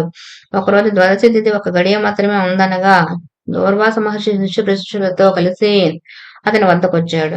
అంబరీషుడు ఆయన్ను పూజించి త్వరగా అనుష్ఠానం పూర్తి చేసుకుని భోజనానికి రమ్మని ప్రార్థించాడు. అప్పుడు ఆ మహర్షి స్నానానికని నదికి వెళ్లి పారణ సమయం మీరిపోతున్నా కూడా రాకుండా ఆలస్యం చేయసాగారు. తిథి మించిపోతే అంబరీషునికి వ్రతభంగం అవుతుంది. అలా అని అతడు భోజనం చేస్తే అతిథిని అలక్ష్యం చేసినట్లు అవుతుంది. అందుకని అతడు ఆ రెండింటినీ పరిరక్షించుకోదలిచి కొద్ది తీర్థం మాత్రం తాగాడు. ఇంతలో దుర్వాసుడు వచ్చి కోపించి, రాజా, నీవు నానా యోనుల్లో జన్మింతువుగాక అని శపించాడు. అంబరీషుడు భయపడి శ్రీహరిని శరణ పొందాడు. అప్పుడు ఆయన సాక్షాత్కరించి దుర్వాసునితో, నా మహర్షి, నా భక్తుడు నీ శాపాన్ని భరించలేడు. అతన్ని రక్షించడం నా ధర్మం. అయినా మహర్షులైన మీ శాపం వ్యర్థం కాకూడదు కనుక ఆ శాపాన్ని నాకు వర్తింపు చెయ్యి అన్నారు. అలాగైనా శ్రీహరి తిరిగి తిరిగి అవతరిస్తూ లోకోపకారం చేయగలడని తలచి సంతోషించి, దుర్వాసుడు విశ్వాత్మ, మీ గురించి తపస్సు చేస్తున్న యోగులకు ప్రత్యక్ష దర్శనం ఇవ్వడానికి, జంతువులలో జన్మించిన పాపులను ఉద్ధరించడానికి మీరు భూలోకంలో ఎప్పుడూ అవతరిస్తూ ఉండండి అన్నారు. అందువల్లనే విష్ణువు మత్స్యాది అవతారాలు ఎత్తాడు. కానీ వాటిలో కొన్ని గుప్తంగా ఉండి ఉత్తమ తపస్సులకు మాత్రమే తెలుసుకున్నదా సాధ్యమవుతాయి. నిత్య అవతారాల్లో ఒకటి దత్తాత్రేయుడు. ఈయన అత్రియాన్సులకు జన్మించాడు. ఈ దత్తాయ గురువే నమః. శ్రీపాద శ్రీవల్లభాయ నమః. సరస్వతి నమః. అధ్యాయం 4. శ్రీ గురు చరిత్ర. శ్రీ గణేశ నమః. సరస్వతి శ్రీ గురుభ్యో నమః. దూర్వాస శాపం వల్ల భగవంతుడు ధరించిన అవతారాల్లో ఉత్తమ సాధకులకు మాత్రమే తెలియబడే శ్రీ దత్తాత్రేయ అవతారం గురించి చెప్పమని నామధారకుడు కోరగా సిద్ధయోగి ఇలా చెప్పసాగారు. పూర్వం ఒక కల్పాంత ప్రళయం తర్వాత నారాయణ నాభికమలం నుండి బ్రహ్మ ఉద్భవించి సనకాది యోగులను, మరిచి మొదలైన సప్త ప్రజాపతులను తన మానసపుత్రులుగా అవతరింపజేశాడు. తర్వాత శతరూప మనవులను సృష్టించాడు. వారి కుమార్తె దేవహూతి కద్దమని భార్య అయింది. ఆమె కలిగిన కుమార్తెల్లో అనసూయాదేవి అత్రి మహర్షికి భార్య అయి మహాపతివ్రతగా ప్రసిద్ధికెక్కింది. ఆమె పాతివ్రత ప్రభావానికి వచ్చి కొండలు, తిలలతో కూడి ఎంతో కఠినమైన భూమి ఆమె పాదాల కింద మృదుత్వాన్ని వహించింది.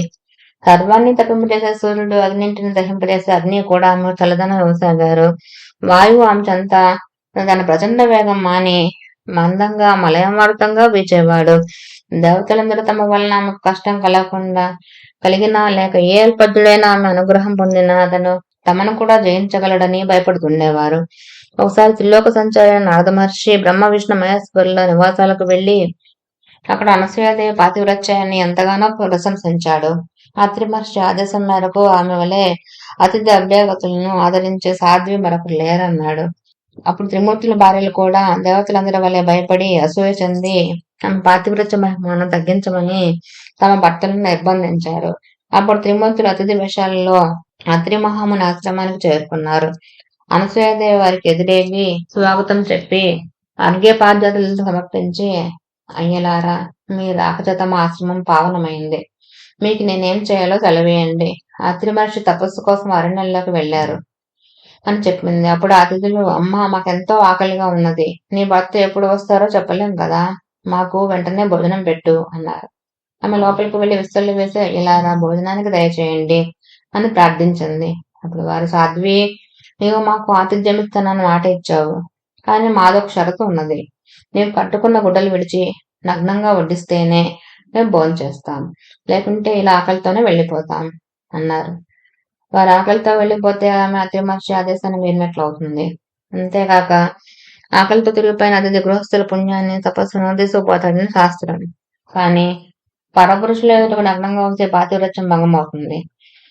పరస్పర విరుద్ధమైన ధర్మాల మధ్య తనను చిక్కించుకోచూసిన అతిథులు సామాన్యుల కారని ఆమె వెంటనే గ్రహించింది. వారి విచిత్రమైన షరతుకు ఆమె తమలో తానే నవ్వుకున్నది. తపమూర్తి అయిన అత్రి మహర్షి సంసర్గం వల్ల పవిత్రురాలైన నాకు కామభయం లేదు. ఆకలిగొని అన్నం అడిగిన వీరు ధర్మం ప్రకారం నా బిడ్డలే కాని పరపురుషులు కారు అనుకుని ఆ సాధ్వి, అయిలారా, అలానే చేస్తాను, భోజనానికి లేవండి అని చెప్పి ఆశ్రమం లోపలికి వెళ్లి అత్రి మహర్షి బాధకులతో, స్వామి, నేను మీ ఆజ్ఞ మేరకు వారు నా బిడ్డలన్న భావంతో భోజనం వడ్డిస్తాను అని చెప్పుకున్నది. ఆమె ఒక పాతివ్రత్య మహిమాన్వితమైన సంకల్పం వలన ఆమె భోజనం వడ్డించడానికి నగ్నంగా వెళ్లేసరికి ఆ ముగ్గురు పసిపిల్లలయ్యారు. ఆమె భావాన్ని అనుసరించి ఆమెకు బాలింత వల్ల స్తన్యం వచ్చింది. ఆమె వెంటనే మరలా వస్త్రాలు ధరించి ఆ బిడ్డలకు తృప్తిగా పాలిచ్చింది. నిరంతరము సృష్టి చేసి అలసిపోయిన వాళ్ళ బ్రహ్మదేవుడు, ప్రపంచాన్ని పాలించి అలసిపోయిన వాళ్ళ శ్రీ మహావిష్ణువు, జగసంహార కార్యం వలన సోలిపోయిన వాళ్ళగా శంకరుడు అనసూయాదేవి యొక్క పాతివ్రత్య మహిమను గ్రోలి విశ్రాంతి పొందారు. ఆ మహాపతివ్రత తన దివ్య దృష్టి వలన ఆ ముగ్గురు త్రిమూర్తులని తెలుసుకొని ఊయల్లో పెట్టి ఆ జరిగిన కథని జోలగా పాడుచున్నది. అంతలో అత్రి మహర్షి వచ్చి ఆమె నుండి సర్వము తెలుసుకొని ఊయల్లోని త్రిమూర్తులను దర్శించి ఆ రూపంలో ప్రకటమైన పరమాత్మను ఇలా స్తుతించాడు. ఓ మహావిష్ణువు తండ్రి, నీవు సృష్టి స్థితిలైన కారణుడవు, జగత్సాక్షివి, విశ్వమయుడవు, విశ్వాధారుడవు. ఓ పరమేశ్వర, నీవు సహజంగా ఒక్కడివే అయిన నీలీల చేత త్రిమూర్తులుగా మారి క్రీడిస్తున్నావు. వాస్తవానికి జగత్తు నీకంటే వేరు కాకపోయినా మసక చీకటిలోని తాడు దానికి భిన్నమైన పాముగా గోచరించినట్లు నేను నాది అనే మాయతో కూడిన భావన వలన నీకంటే వేరైనట్లు జీవులకు గోచరిస్తున్నది. ఊయల్లోని పిల్లలు హాయిగా నిద్రపోతున్నారు. త్రిమూర్తులు ఆ స్తోత్రానికి తృప్తి చెంది తమ నిజ రూపాలతో కూడా ప్రత్యక్షమై వరం కోరుకోమన్నారు.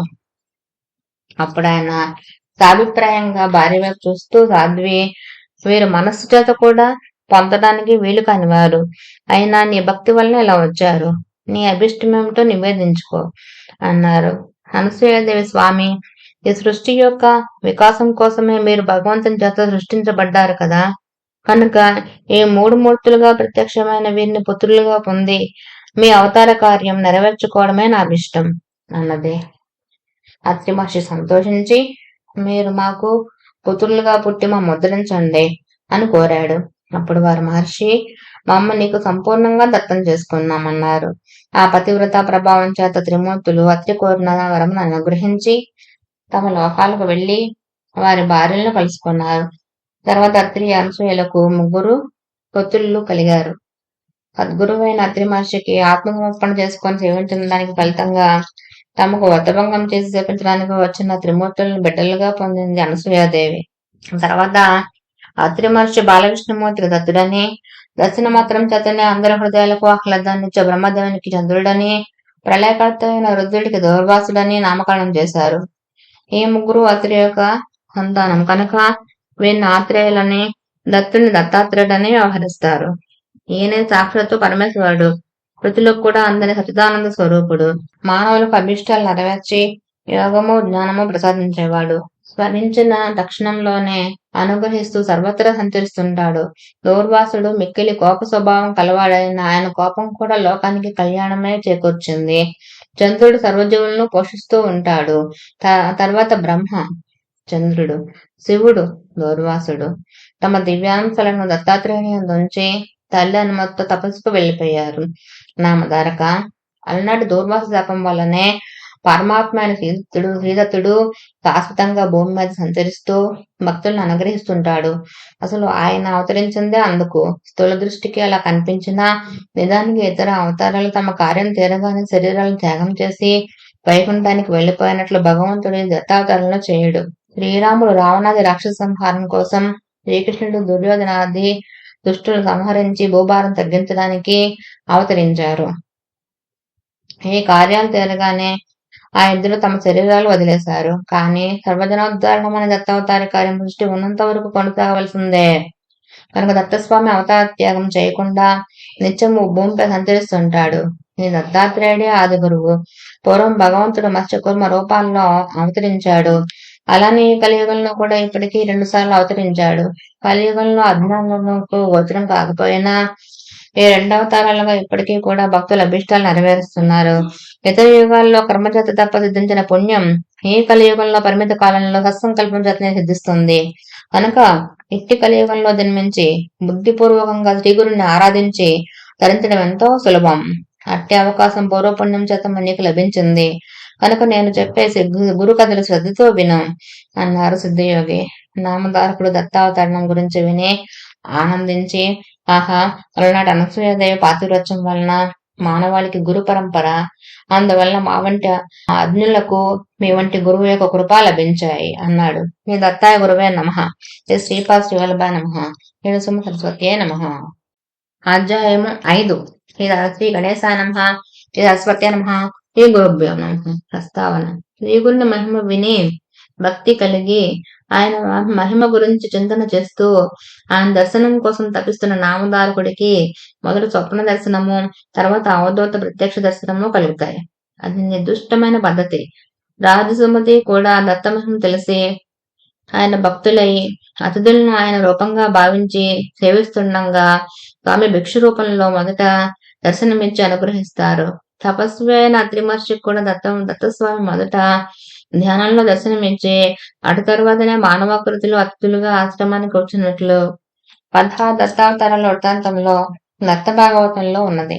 ఆధునిక యుగంలో కూడా శ్రీ వాసుదేవ సరస్వతి స్వామి అనుభవము అలానే ఉన్నది. శ్రీ సాయిబాబా అక్కలకోట స్వామి చరిత్రలో కూడా శ్రీ గురు చరిత్ర, శ్రీ గురు గీత పారాయణ చేసే అందరికో మొదట ఈ మహనీయులు స్వప్న దర్శనం ఇచ్చి అటు తర్వాత వారికి ప్రత్యక్ష దర్శనం లభించడం చూడొచ్చు. పారాయణ వల్ల ముముక్షత్వం, దైవీ సంపద, సద్గురు దర్శనాభిలాష మన తీవ్రతరమై సేవించుకోగల సంస్కారం కూడా హృదయానికి కలుగుతుంది. ఈ నిర్దిష్టమైన పద్ధతి విడిచి మనకే మనమే సద్గురువు కోసం అన్వేషిస్తే కలివైపరీత్యం వలన కపట సద్గురువును బారిన పడ్డం తథ్యం. ఒక మహనీయుడు చెప్పినట్లు మనం అజ్ఞులం కనుక మన నిర్ణయం ఆ విషయంలో కూడా లోపభూయిష్టంగానే ఉండి తీరుతుంది. దత్తానుగ్రహం నామధారక శర్మకు సిద్ధుని దర్శనంగా మాత్రమే కాక ఆయన నిత్యము చదువుకునే శ్రీగురు చరిత్ర గ్రంథం రూపంలోనూ అందుండి గురులీలలు శ్రవణం చేసే భాగ్యంగానూ లభించింది. ప్రత్యక్షంగా శ్రీగురుని సేవించిన సిద్ధుడు రాసింది కనుక ఈ గ్రంథం యథార్థంగా దాని రూపంలో పారాయణ సమయంలో సిద్ధుడే మనకది చెప్పినట్లు అవుతుంది. కనుక తగిన శ్రద్ధతో పారాయణ చేయాలి. నామధారకుడు మహానుభావ, భగవంతుడు కలియుగంలో కూడా 2 సార్లు అవతరించారంటారు కదా, అవతరించండి అన్నాడు. అతని శ్రద్ధాభక్తులకు సంతోషించి సిద్ధుడు ఇలా చెప్పారు. మంచిది, ఈ కథలు వినడం వలన నీకెంత ప్రయోజనమో అవి చెప్పడం వలన నాకు కూడా అంతే ప్రయోజనం కలుగుతుంది కనుక చెబుతాను, శ్రద్ధగా విను.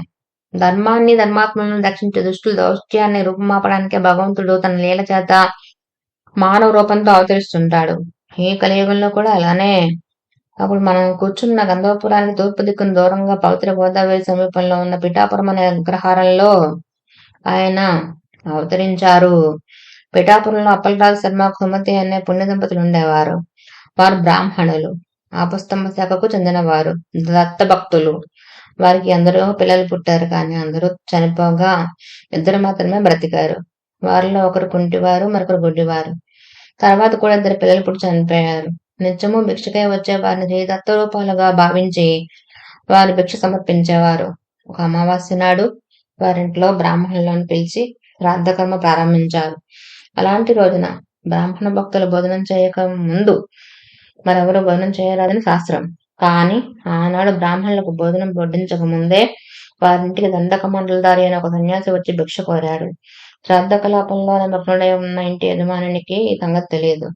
ఎలా సుమతి ఆ వచ్చిన సంయమేంద్రుడు శ్రాద్ధ భక్త అయిన పరమేశ్వరుడేనని, తమ కులదైవమైనది దత్తాత్రేయుడేనని విశ్వసించి ఆయనకు భిక్ష ఇచ్చింది. ఆమె భక్తి విశ్వాసాలకు సంప్రీతుడైన ఆ యతీంద్రుడు యథార్థమైన తన దత్తాత్రేయ స్వరూపంలో దర్శనమిచ్చారు. నామధారక, అప్పటి ఆ స్వామిని చూడ్డానికి 1000 కన్నులు చాలవు. వర్ణించడానికి ఎన్ని వేల నాలుకలైనా సరిపోవు. 2 చేతుల్లో శంఖ చక్రాలు, 2 చేతుల్లో డమరు త్రిశూలాలు, మిగిలిన 2 చేతుల్లోనూ జపమాల కమండలాలు ధరించి 6 బాహువులతో 3 ముఖాలతో స్వామి వెలిగిపోతున్నాడు. వెండి కొండ వలె తెల్లని కాంతితో ఆయన మూర్తి భవించిన శుద్ధ సత్వమా అన్నట్లు ప్రకాశిస్తున్నాడు. ప్రపంచంలోని దీనులను ఉద్ధరించడానికి 6 చేతులు చాలక అనేకమైన బాహువులే ఆయన శిరస్సు నుండి వచ్చాయా అన్నట్లు ఆయన జటాజుటం నుండి జుట్టు పాయలుగా వేలాడుతున్నది. ఆ తల్లి సుమతీదేవి తన జన్మ సార్థకమయ్యేలా ఆ అమృతమూర్తిని వడలెల్లా కళ్ళు చేసుకొని ఆ కన్నులతోనే పానం చేయసాగింది. అప్పుడు ఆ కరుణాకరుడు తల్లి, అచంచలమైన నీ విశ్వాసానికి సంప్రీతుడనయ్యాను. అర్ధబ్రాహ్మణులు భోజనం చేయకముందే నాయన పరమేశ్వరుడు నన్ను విశ్వాసంతో భోజనం పెట్టావు. నీ అభీష్టమేమిటో చెప్పు, నేను తప్పక నెరవేర్చగలను అన్నారు. స్వామి మాటలు అమృతధారులై ఆమె చెవుల ద్వారా శరీరంలోని సర్వధాతువుల్లోకి ప్రవహించాయి. జగన్మోహనమైనది దత్తాత్రేయ స్వామి దర్శనంతో ఆమె కన్నులు, ఆయన యొక్క అమృత వాక్కులు వినడం వలన ఆమె చెవులు, బ్రహ్మవాక్కులైన వేదాలను విన్న ఋషి సత్తముల వలె చెవుల వలె పరమ పావనమయ్యాయి. ఆమె కృతజ్ఞతతో పరమాత్మ, యోగులను కూడా ముక్తులను చేసేలాగా దర్శనమిచ్చావయ్యా. అంతేకాక నా చేతి అన్నం స్వీకరించావు. ఇంతకంటే నాకేం కావాలి? నేను ధన్యురాలను. ఈనాటి శ్రద్ధ దేవతలైన మా పితృదేవతలు కూడా ధన్యులయ్యారు. నువ్వు భక్తుల కోరికలు ఈడేర్చే కల్పవృక్షానివి.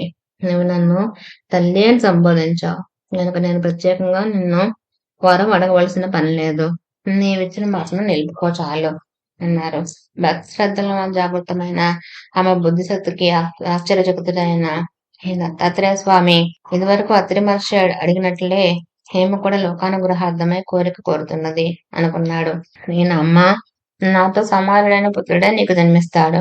కానీ పుత్రబ్రాహ్మణంతో అతని మాటను పట్టించుకొనక నీవు చెప్పినట్లే అతను చేయాలని నిర్బంధించకూడదు. అతడు చెప్పింది అక్షరాలు అమలు జరగాలి అన్నాడు. ఆ దర్శనంతో మరింత నిశితమైన బుద్ధి శక్తి కలిగిన ఆమె, స్వామి, నేను మానవ మాతృరాలిని. నాకు పుత్ర వ్యామోహం కలగడం సహజం. అది లేక మాతృవంచ పరిపూర్ణమయ్యేదెలా? కనుక పుత్రుడు జన్మించాక సమయానుకూలంగా అట్టి వివేకాన్ని నీవే అనుగ్రహించాలి అని ప్రార్థించింది. ఆమె సమయస్ఫూర్తికి మెచ్చి దత్తస్వామి నవ్వి ఆశీర్వదించి అంతర్హితులయ్యారు. సుమతీదేవి ఆనంద పారవస్యంతో ఇంటిలోనికి వెళ్లి పితృశ్రద్ధాది కార్యకలాపాన్ని కొనసాగిస్తున్న భర్తను పక్కకు పిలిచి, స్వామి, నేను ఈనాడు ఒక అపరాధం చేశాను. చేసిన అపరాధం చెబితే దోషం పోతుంది. శ్రాద్ధ బ్రాహ్మణులు ఎంతవరకు భోజనం చేయలేదు కదా.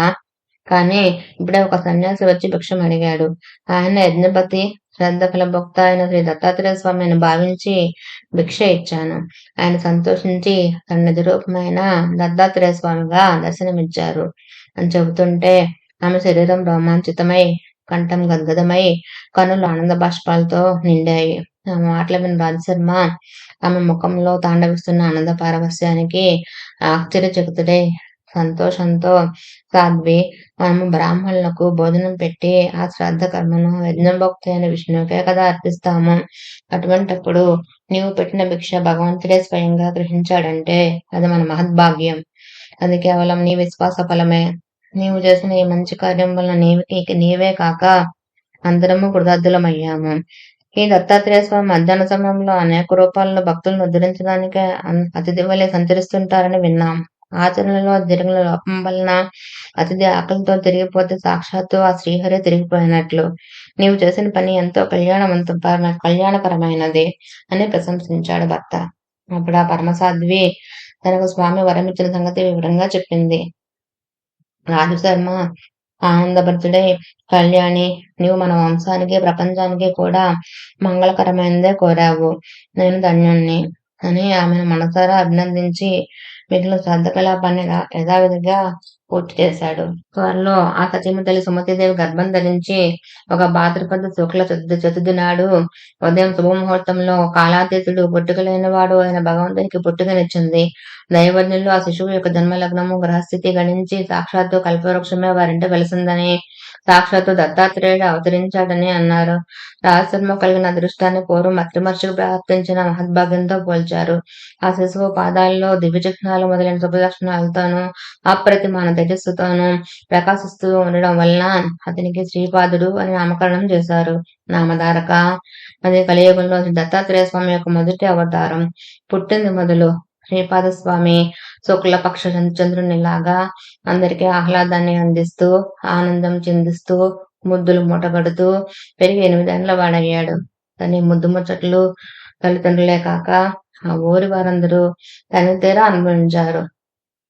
అతని పాదస్పర్శతో ఆ ఊరు, అతని జననము, బాల్య జీవితాల వలన ఆ పవిత్ర గోదావరి ప్రాంతం ఎంత ధన్యత పొందాయో చెప్పతరమా? 8వ ఏట అతని తల్లిదండ్రులు తమ ఒక శుభముహూర్తంలో అతనికి ఉపనయనం చేశారు. సామాన్యంగా అటు తర్వాత వటువును తగిన గురువు వద్దకు అధ్యయనం చేస్తే గానీ వేదం రాదు. కానీ ఈ శ్రీపాదస్వామి తనకు ఉపనయనమైన మరుక్షణమే శిష్యులకు వేద పాఠాలు చెప్పి వెనుకకి దత్తాత్రేయ స్వామి సుమతీదేవికి ఇచ్చిన మాట యథార్థమని నిరూపించుకున్నాడు. ఇది ఆ భగవంతుడికి తప్ప వేరే ఒకరికి సాధ్యమా? ఇలా శ్రీపాదుడు 16 ఏళ్ల ప్రాయం కలవాడయ్యాడు. ఇందులో రాజశర్మ తన కుమారునికి వివాహం చేయాలని కన్యాన్వేషణ చేయసాగాడు. అది తెలిసి ఒకనాడు శ్రీపాదస్వామి తండ్రితో, నాయనా, నీవు నాకు వివాహం చేయడానికి తగిన కన్య కోసం అన్వేషించనవసరం లేదు. సర్వ శుభలక్షణాలు కలిగి నాకు తగిన కన్య సిద్ధంగా ఉన్నది. ఆమె పేరు యోగశ్రీ. నేను ఆమెను చేపట్టి సన్యాసం అవుతాను. నేను శ్రీవల్లభుడను కనుక నాకు సంతానం లేకపోయినా నిత్యముక్తుడనే అని నిశ్చయంగా చెప్పాడు. ఆ తండ్రికి ఆ మాటలు మనస్తాపాన్ని కలిగించాయి. కన్నులు నీరు కారుతుంటే రాజశర్మ గద్గద స్వరంతో పెళ్లి బుక్కుతున్న పుత్రవ్యామోహంతో స్వామితో ఇలా వాపోయాడు. అబ్బాయి, నీవు కనుక సన్నిధించి మా దగ్గర లేకుండా పోతే మేము నీటి నుండి బయటపడిన చేప పిల్లల వలె శోకంతో వెలువెల్లాడి మరణిస్తాం. నువ్వు సాక్షాత్తు పరమేశ్వరుడివే అయినా మా పుణ్యం వల్ల మాకు బిడ్డవే జన్మించావు.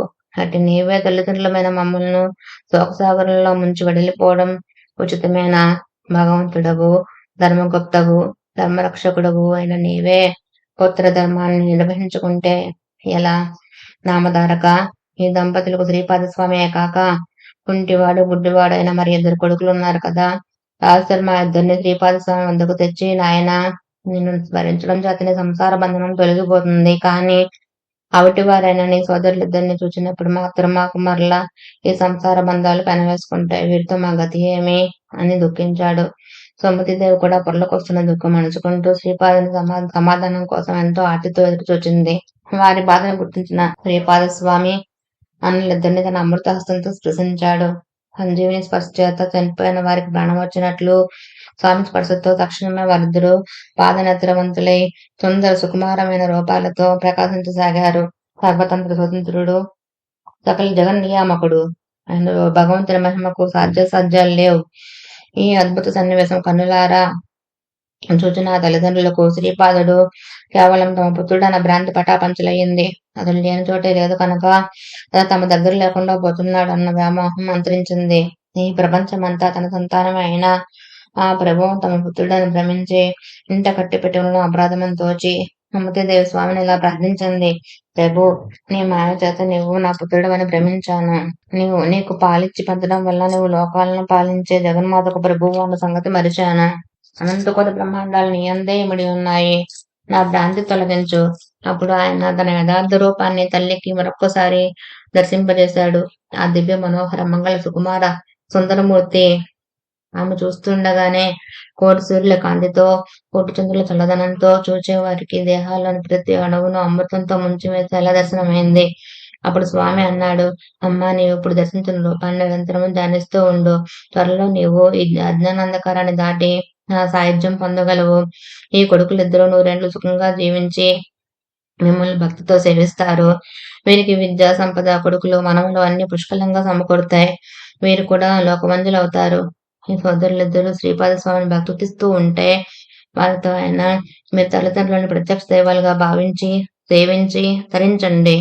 నేను సన్యసించాలి అని చెప్పి తన తల్లిదండ్రులకు మమ్మారు ప్రదక్షిణం చేసి వారి అనుజ్ఞ తీసుకొని వెంటనే సన్యసించి పాదచారి, ద్వారక, కాశీ, బృందావనం మొదలైన నక్షత్రాలు దర్శిస్తూ బదిరి వెళ్లి అటు తర్వాత గోకర్ణ నక్షత్రానికి చేరారు.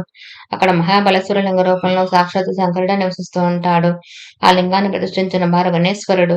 ఆ క్షేత్రంలో సజ్జనులకు నెలవు. ఈ క్షేత్రం సజ్జనులకు నెలవు. అందువల్లనే ఈ క్షేత్రాన్ని సజ్జనులను ఉద్ధరించడానికి శ్రీపాద స్వామి అక్కడకు వెళ్లారు అని సిద్ధుడు చెప్పారు. ఇది అత్తాయ గురువే నమః. శ్రీ శ్రీపాద శ్రీవల్లభ నమః. నేను సుమ సరస్వతి నమః. శ్రీ గురు చరిత్ర అధ్యాయం 6. శ్రీ గణేశాయ నమః. శ్రీ సరస్వత్యై నమః. శ్రీ గురుభ్యో నమః.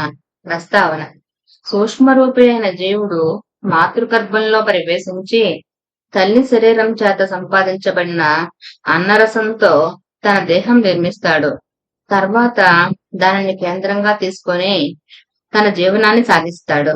అలానే కేవలం చైతన్య స్వరూపుడైన పురుషుడు ప్రకృతి సహాయంతో ఈ సృష్టి రచన చేస్తాడు. అలా ఏర్పడిన మానవ దేహంలోని కొన్ని కీలక స్థానాలలో ప్రాణశక్తి ప్రత్యేకంగా కేంద్రీకృతమై ఉన్నట్లే ఈ భూమి మీద కూడా కొన్ని క్షేత్రాలు ప్రత్యేకమైన ఆధ్యాత్మిక శక్తి కేంద్రాలుగా ఏర్పడతాయి. వాటినే పుణ్యక్షేత్రాలు అంటాము. ఆయా శరీర కేంద్రాలలో రక్త కణాల ద్వారా శరీర గత ధాతువులన్నీ వాటి మాలిన్యాన్ని పరిత్యజించి పవిత్రమైనట్లు భూమి మీద మానవాళి కూడా ఆ క్షేత్రాలను దర్శించి పవిత్రం అవుతారు. నిరంతరం ఇట్టి క్రియ జరగడం వలన శరీర గత కేంద్రాలు కాలగతిని అనుసరించి మిగిలిన శరీరం అంతటిలాగే శిథిలమవుతూ ప్రాణశక్తి చేత మరలా పునరుజ్జీవనం చేయబడుతూ ఉంటాయి. అలానే అసంఖ్యాకులైన మానవులను ఆధ్యాత్మికంగా పరిశుద్ధం చేసే పుణ్యక్షేత్రాలు కూడా కాలగతిలో మలినమవుతాయి. అప్పుడు సిద్ధ పురుషులు వాటిని దర్శించి పునరుజ్జీవనం చేస్తారు. తీర్థ కుర్వంతి తీర్థాన్ని తీర్థత్వాన్ని పునః ప్రతిష్ఠిస్తారు అని శాస్త్రాలు చెబుతాయి. అలానే శ్రీపాద స్వామి చేత పవిత్రం చేయబడిన ఒక క్షేత్రం గురించి ఈ అధ్యాయం చెబుతుంది. అటువంటి క్షేత్రం దర్శించినప్పుడు దాన్ని పునరుద్ధరించిన శ్రీపాద స్వామి యొక్క లీలను ఆ క్షేత్ర వాసాన్ని స్మరించాలి. అటువంటి అవతార పురుషులు ఈ క్షేత్రంలో కొద్ది కాలం ఉన్నా అటు తర్వాత సూక్ష్మ రూపంలో వారెల్లప్పుడూ అక్కడ ఉంటారని గుర్తుంచుకోవాలి. 6-7 అధ్యాయాలు ఈ విషయాన్నే వివరించాయి. పదారంభం. నామధారకుడు ఇలా అన్నాడు: కాశీ, బదరి, కేదారం వంటి క్షేత్రాలు ప్రసిద్ధము అయినందువలన శ్రీపాద స్వామి అక్కడకు వెళ్లారు. కాని వారు గోకర్ణానికి వచ్చారని మీరు చెప్పారు. ఆ క్షేత్ర ప్రాధాన్యత వివరించబోతున్నాను. దానికి సిద్ధుడు ఇలా చెప్పారు: పూర్వం రావణాసురుని తల్లి కైకసి కైలాసాన్ని పొందగోరి నిత్యము మట్టితో చేసిన శివలింగాన్ని పూజిస్తూ ఉండేది. బలగర్వితుడైన రావణుడు అది చూచి శంకరునితో కూడా కైలాస పర్వతాన్ని తెచ్చి తన తల్లికి సమర్పించాలని అనుకున్నాడు. అతడు అక్కడకు వెళ్లి తన శక్తినంతా ప్రయోగించి ఆ పర్వతాన్ని నెత్తికి ఎత్తుకున్నాడు. అప్పుడు భూమి కంపించిపోయింది. లోకాలన్నీ అకాల ప్రళయంలో నశిస్తాయని తలచి అట్టి ఆపదను నివారించమని పార్వతీదేవి శివుణ్ణి ప్రార్థించింది. శివుడు రావణుణ్ణి కైలాస పర్వతం కింద అణగిపోయేటట్లు తొక్కాడు. అప్పుడు రావణుడు ప్రాణాపాయంలో పడి దీనాతిదీనంగా శంకరుని ధ్యానించాడు. కరుణాసముద్రుడైన కైలాసపతి అతని ధ్యానానికి ప్రసన్నుడై రావణుణ్ణి లేవనెత్తాడు. అప్పుడు రావణుడు రాగయుక్తంగా సుస్వరంగా మధురగానం చేశాడు. మనోహరమైన అతని గానానికి ప్రీతి చెందిన శంకరుడు అతనిని వరం కోరుకోమన్నాడు. అప్పుడు ఆ రాక్షసరాజు, దేవా, బంగారంతో చేయబడిన నా లంకాపురం వంటిది ఇంకెవరికీ లభించేది కాదు. సాక్షాత్తు లక్ష్మీదేవియే నాకు దాసి, చతుర్ముఖుడైన బ్రహ్మే నా జ్యోతిష్కుడు, యమధర్మరాజు నా సేవకుడు, సర్వదేవతలు నా పరిచారకులు. అటువంటి నాకు ఎక్కడ ఏది దుర్లభం కాదు. ఇప్పుడు నా తల్లి కోరిక ప్రకారం కైలాస పర్వతాన్ని తీసుకుపోదామని వచ్చాను. శంకర, నీవు వరమీయదలుచుకుంటే నేను ఈ కైలాసాన్ని నీతో సహా లంకకు తీసుకుపోయేలా అనుగ్రహించు అని కోరాడు. అప్పుడు కైలాసపతి, రావణ, ఈ కైలాస పర్వతంతో ఏమి సాధిస్తావు? దాన్ని మించిన నా ఆత్మలింగం ప్రసాదిస్తాను. దీని వలన నీవు నా అంతటి వాడవుతావు. నీ లంకా నగరమే కైలాసమంతటి శ్రేష్టమవుతుంది అని అతనికి ఆత్మలింగం అనుగ్రహించాడు. దాన్ని తీసుకుని సంతోషంతో రావణుడు లంకకు బయలుదేరాడు. ఇదంతా చూచిన నారదుడు ఈ వృత్తాంతం బ్రహ్మకు, విష్ణువుకు విన్నవించాడు. ఆ ముగ్గురు శివుని దగ్గరకు వెళ్లి, ఎంత పని చేశావు? రావణుడికి ఆత్మలింగం ఎందుకిచ్చావు? సర్వప్రాణి కోటికి అంటకప్రాయుడు లోకభయంకరుడు అయిన రావణుడు నీ అంతటి వాడు కావడం తగునా అని వాపోయారు. అప్పుడు శంకరుడు అతని గానానికి పరవశించి ఆత్మలింగమిచ్చాను. వాడిప్పటికింకడికి ఇంకా లంకకు చేరి ఉన్నాడు. ఉపాయం ఆలోచించు అని విష్ణువుతో చెప్పాడు. అది విని శ్రీహరి దుర్మార్గుణ్ణి మోసంతోనే జయించి ఎలాగైనా ఆత్మలింగాన్ని చేజిక్కించుకోమని నారదుణ్ణి గణపతిని ప్రేరేపించాడు. ఇప్పుడు దేవర్షి అయిన నారదుడు మనోవేగంతో రావణుని వద్దకు పోయి, రావణ, ఎక్కడి నుండి వస్తున్నావు, ఎక్కడికి పోతున్నావు అన్నాడు. రావణుడు శివుని ప్రసన్నం చేసుకుని ఆత్మలింగాన్ని పొంది లంకకు పోతున్నాను అని దానిని చూపాడు. రావణుని మాటలతో ఏమార్చాలని నారదుడు, రావణ, పూర్వము ఒక భయంకరమైన జంతువు అడవిదున్నలన్నింటినీ చంపుతూ ఉండేది. త్రిమూర్తులు దాన్ని వేటాడి సంహరించి దాని కొమ్ములలో నుండి తలా ఒక లింగము తీసుకున్నారు. ఆ లింగాలనే వారు తమ ఆత్మలింగాలుగా భావించారు. ఈ లింగం తత్సంబంధమైనదే కాబోలు. ఈ శివలింగం ఎంతో పవిత్రమైనది, సాక్షాత్తు శివ సాయుధ్యం ప్రసాదించగలదు అని దాని ప్రభావం వివరించబోయాడు. రావణుడు, మహర్షి, దీని ప్రభావం వినడానికి నాకిప్పుడు తీరిక లేదు, తొందరగా వెళ్ళాలి అన్నాడు. ఆ దేవర్షి, రావణ, సంధ్యా సమయం దాటిపోతున్నదే, నీవెలా వెడతావు అని అక్కడే కూర్చున్నాడు. ఇంతలో ఒక బ్రహ్మచారి వేషంలో గణపతి అక్కడకు వచ్చాడు. అతన్ని చూచి రావణుడు, నీవెవరు, ఎవరి పిల్లవాడవు, ఎక్కడికి పోతున్నావు అని అడిగాడు. ఆ బ్రహ్మచారి, నేను ఉమాశంకరుల పుత్రుణ్ణి, నన్ను పోనివ్వు, నిన్ను చూస్తేనే నాకు భయమేస్తోంది అన్నాడు. అప్పుడు రావణుడు, ఓ బ్రహ్మచారి, నేను సంధ్య వార్చుకొని వచ్చే వరకు ఈ శివలింగాన్ని పట్టుకో. నాకు సహాయం చేస్తే నీకు సువర్ణమయమైన నా లంకాపట్టణం చూపిస్తాను. నీకిష్టమైతే అక్కడే హాయిగా ఉండవచ్చు అన్నాడు. ఆ వటువు, అమ్మో, ఎంత బరువైన శివలింగాన్ని నేనెంతసేపు మోయగలనా? అయినా రాక్షస నివాసం చేత భయంకరమైన ఈ లంకాపురికి నేను రాను బాబు అన్నాడు. రావణుడు ఆ బ్రహ్మచారిని ప్రాధేయపడి శివుడిచ్చిన ఆత్మలింగాన్ని అతని చేతిలో పెట్టి సంధ్యోపాసనకై సమీపంలోని సముద్రం వద్దకు బయలుదేరాడు. అసలు అది సంధ్యా సమయమే కాదు. శ్రీహరి తన మాయ చేత, అంటే తన సుదర్శన చక్రాన్ని సూర్యునికి అడ్డుగా పెట్టాడు. అది సంధ్యా సమయం అయిపోయిందనే భావన రావణునికి కలిగించాడు. ఈ విధంగా మాయోపాయం పన్నాడు మన శ్రీహరి. అప్పుడు రావణుడు సంధ్యోపాసనకై సమీపంలోని సముద్రం వద్దకు బయలుదేరాడు. ఆ బ్రహ్మచారి, రావణ, దీన్ని ఇక మోయలేనప్పుడు ఎలుగెత్తి 3 సార్లు పిలుస్తాను. అప్పుడు నీవు రాకపోతే దీన్ని ఇక్కడే స్థాపిస్తాను అన్నాడు. రావణుడు పక్కకు వెళ్ళిందే తడువుగా గణపతి అతన్ని 3 సార్లు పిలిచి, అతడు రాని కారణంగా స్వర్గంలోని దేవతలందరూ చూస్తుండగా హరిని ధ్యానించి ఆ లింగాన్ని భూస్థాపితం చేశాడు. తర్వాత రావణుడు తిరిగి వచ్చి పట్టరాని కోపంతో లింగాన్ని పెగిలింప చూశాడు. భూమి కంపించిందే గాని ఆ లింగం కొంచెమైనా కదలలేదు. అందుకే దానికి మహాబలేశ్వర లింగం అని పేరొచ్చింది.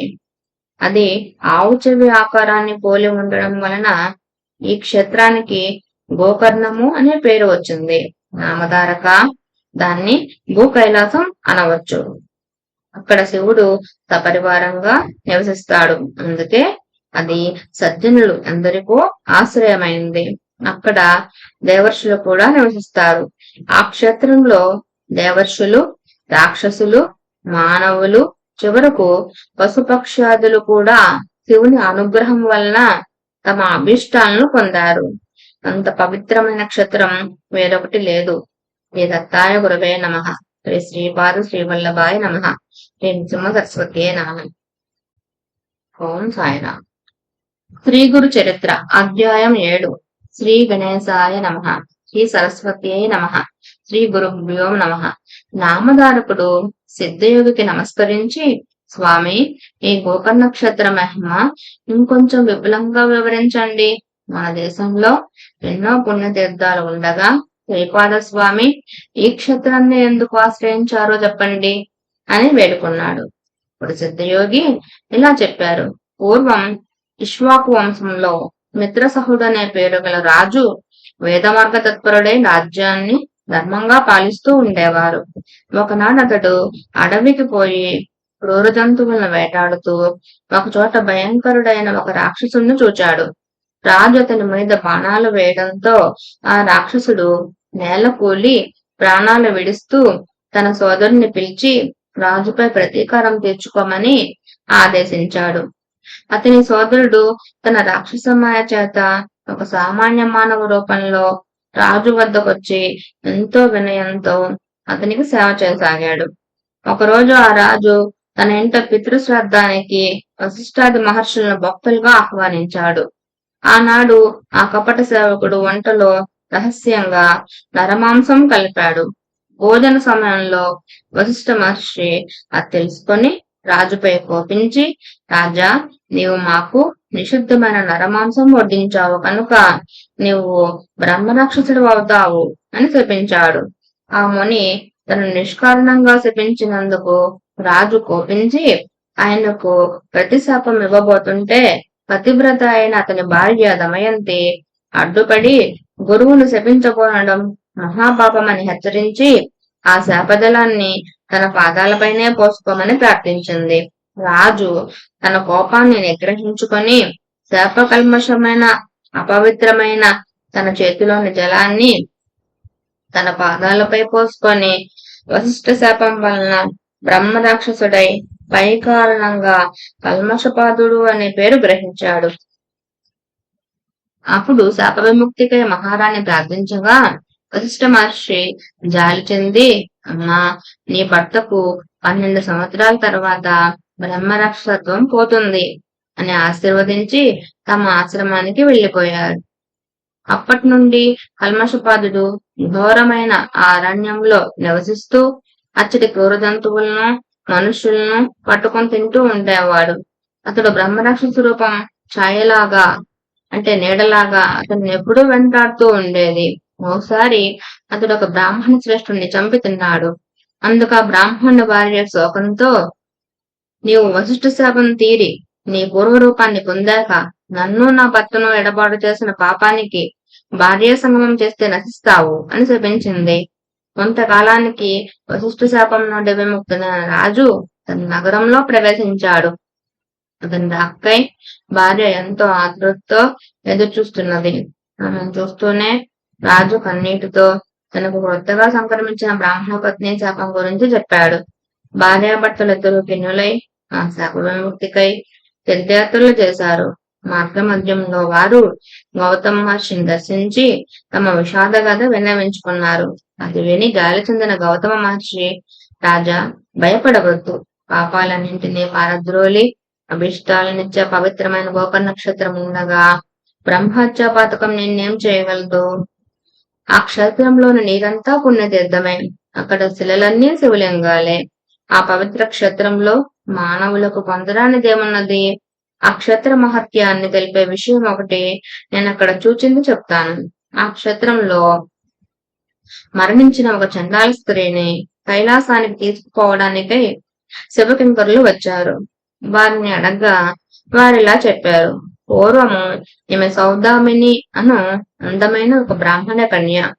ఆమెకు యుక్త వయస్సు దాటిన తర్వాత ఆలస్యంగా ఒక పేద బ్రాహ్మణునితో ఇష్టం లేని వివాహం బలవంతంగా చేశారు.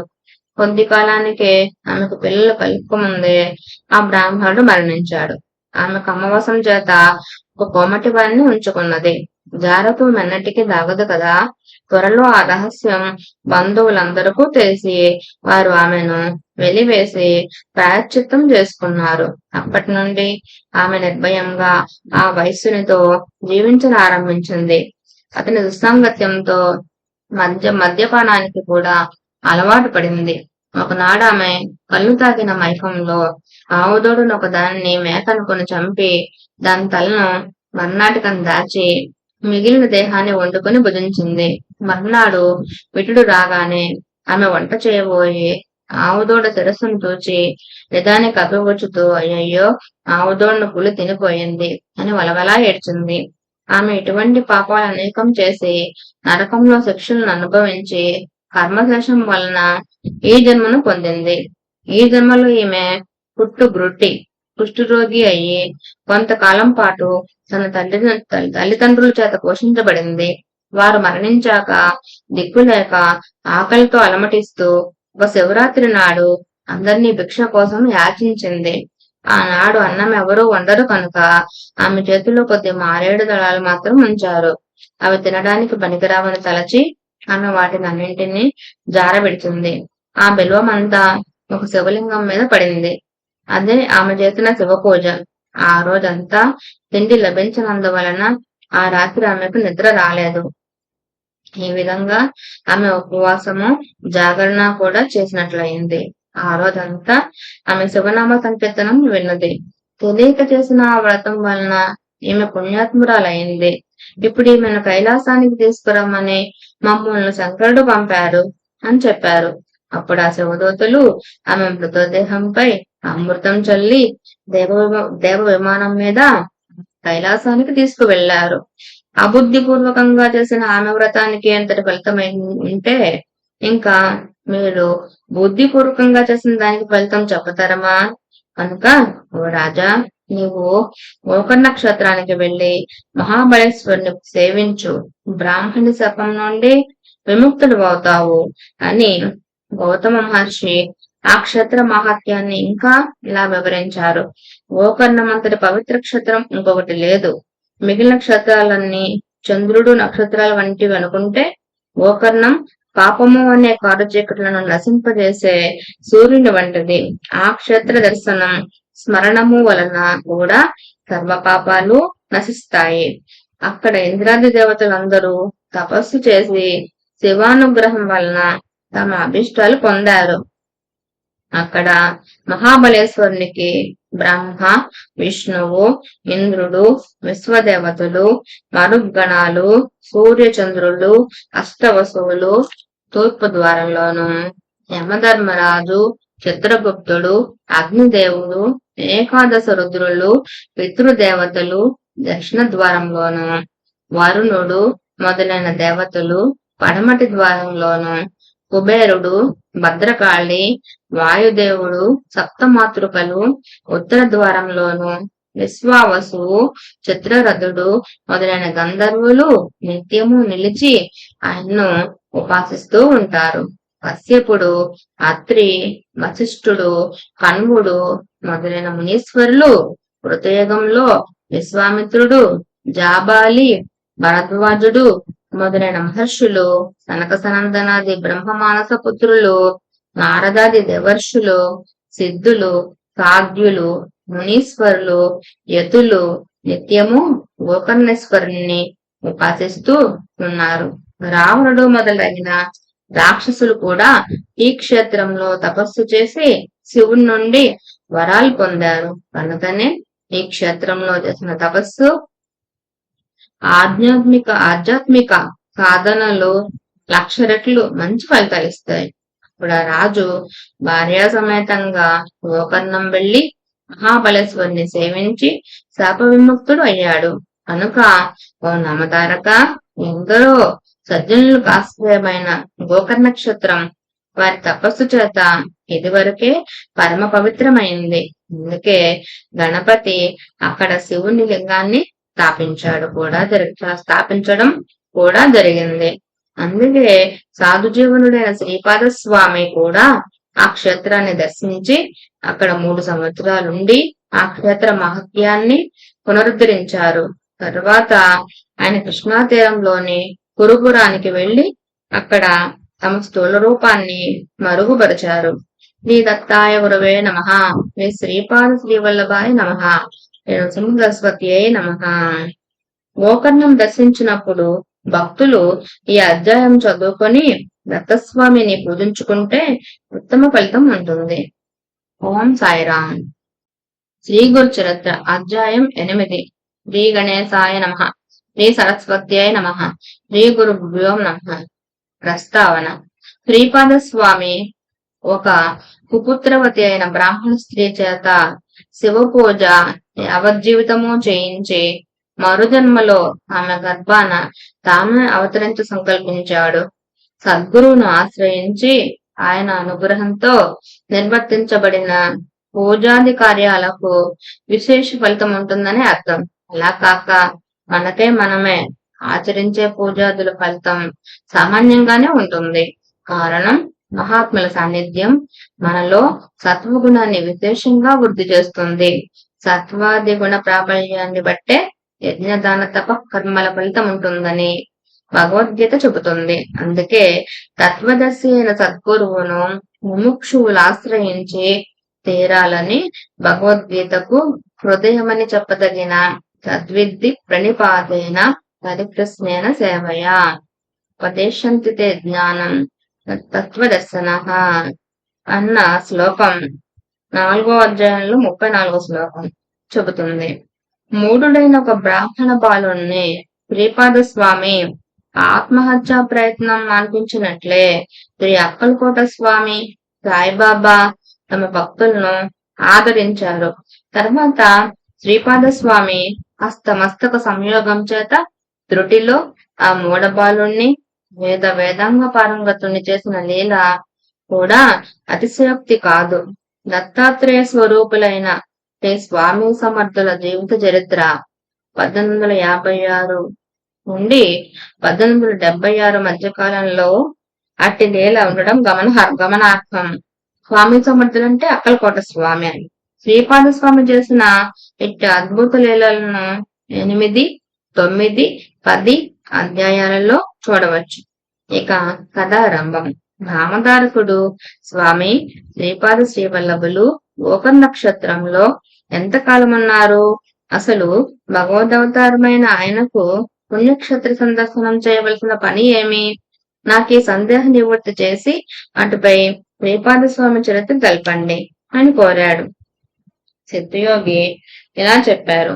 శ్రీపాద స్వామి గోకర్ నక్షత్రంలో 3 సంవత్సరాలు నివసించి తర్వాత శ్రీశైలం వెళ్లారు. అక్కడ 4 నెలలుండి భక్తులను అనుగ్రహించి అక్కడి నుండి నివృత్తి సంగమానికి వెళ్లి స్నానం చేసి తర్వాత కురుపురం వెళ్లారు.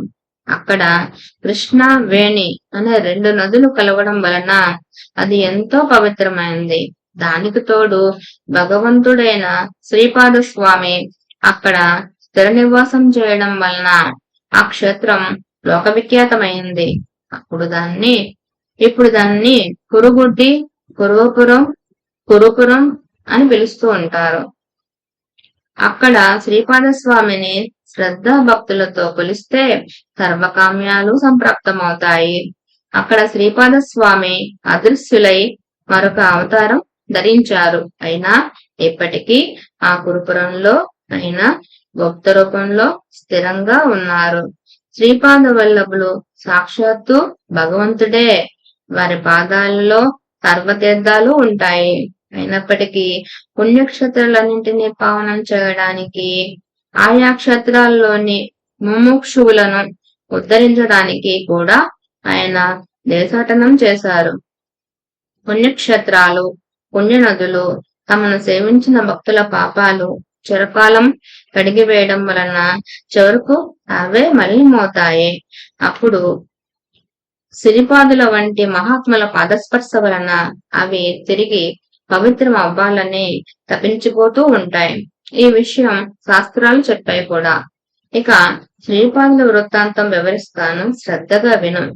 కురుకురంలో వేదవిధుడైన ఒక సద్బ్రాహ్మణుని భార్య అంబిక మహాపతివ్రత. కాని పూర్వకర్మ వలన ఆమెకెందరో పిల్లలు పుట్టి కూడా కొద్ది కాలంలోనే చనిపోతూ ఉండేవారు. ఆమె ఎన్నో దానాలు, వ్రతాలు చేసింది. ఎన్నో తీర్థక్షేత్రాలు దర్శించింది. కొంతకాలానికి ఆమెకు ఒక కొడుకు పుట్టాడు. కాని దురదృష్టవశాత్తు ఆ పిల్లవాడు స్తబ్దుడు, బుద్ధిహీనుడు, జడుడు అయ్యాడు. అయినప్పటికీ లేక కలిగిన అతనిని తల్లిదండ్రులు ఎంతో గారాభంగా పెంచుతున్నారు. 8వ సంవత్సరం రాగానే తండ్రి అతనికి ఉపనయనం చేసి వేదాధ్యయనం చేయించాలని చూచాడు. కాని ఆ మందమతి ఎంతకాలానికి ఒక వేదమంత్రమైనా సరిగ్గా నేర్చుకోలేకపోయాడు.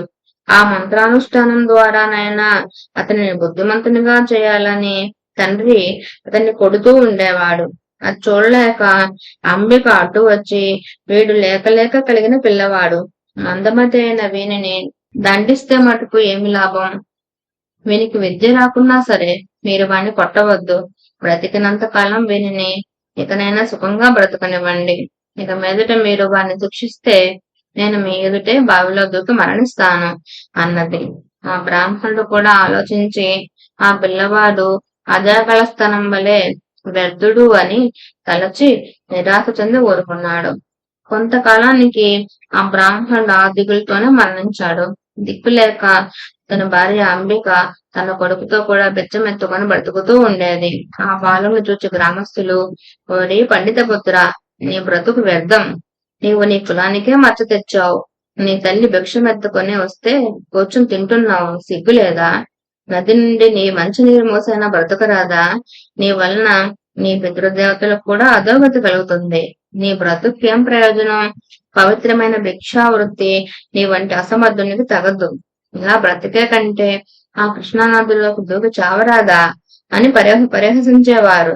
చివరకు ఆ బాలుడు లోకుల పరిహాసాన్ని భరించలేక ఆత్మహత్య చేసుకోదలచి నది వైపుకు పరిగెత్తాడు. అతన్ని వారించలేక శక్తిని కోల్పోయిన అతని తల్లి కూడా నిస్సహాయరాలై తాను కూడా ఆత్మహత్య చేసుకోదలిచి తన వెంట పరిగెత్తసాగింది. దారిలో శ్రీపాదస్వామి ఎదురై అతన్ని నిలిపి, బ్రాహ్మణుడా, తొందరపడవద్దు. పూర్వకర్మ వల్ల నీకు దుస్థితి దాపురించింది. దానికి తోడు నీవిప్పుడు బలవంతంగా మరణిస్తే నీకు బ్రాహ్మణ హత్య, ఆత్మహత్య దోషాలు చుట్టుకుంటాయి. అవి నివారించరానివి. అందువలన నీవు జీవించి ఎంతటి కష్టాలైనా ఓరిమితో అనుభవించి దుష్కర్మ నుండి శాశ్వతంగా ముక్తుడు అవ్వడం మంచిది అన్నారు. అంబిక శ్రీపాదస్వామికి నమస్కరించి, స్వామి, ఒక వంక భర్తను కోల్పోయి మరొక వంక వ్యర్థుడైన ఈ పుత్రుని వలన ఎటువంటి సద్గతి ఆశింపజాలని నన్ను చూడటమే మహాపాపంగా లోకులు పరిగణిస్తున్నారు. నేను ఇక బ్రతికి మాత్రం చేయగలిగిందేమున్నది అన్నది. ఆ మాటలు విని కరుణార్థ హృదయుడైన శ్రీపాద స్వామి, అమ్మా, ఆత్మహత్య వలన రాబోయే జన్మలో మరొక పాపం కూడా తోడవుతుంది, అనుభవించాల్సి కూడా వస్తుంది. కానీ వేరే ప్రయోజనం ఏమున్నది? కనుక నీవు మిగిలిన జీవితం అంతా శివ పూజలోనే గడుపు. అలా చేస్తే వచ్చే జన్మలో నా వంటి కుమారుణ్ణి పొందగలవు అన్నారు. ఆమె ఆలోచించి, స్వామి, నేను మీరు చెప్పినట్లే చేస్తాను, కానీ దానివల్ల ప్రయోజనం ఏమో నాకు తెలియడం లేదు, దయచేసి వివరించండి అన్నది. శ్రీపాద స్వామి, అమ్మా, ఉజ్జయిని పట్టణాన్ని చంద్రసేనుడు అనే రాజు పాలించేవాడు. అతని మిత్రుడు మణిభద్రుడు అనేవాడు శివుని వరప్రభావం వలన చింతామణిని పొందాడు.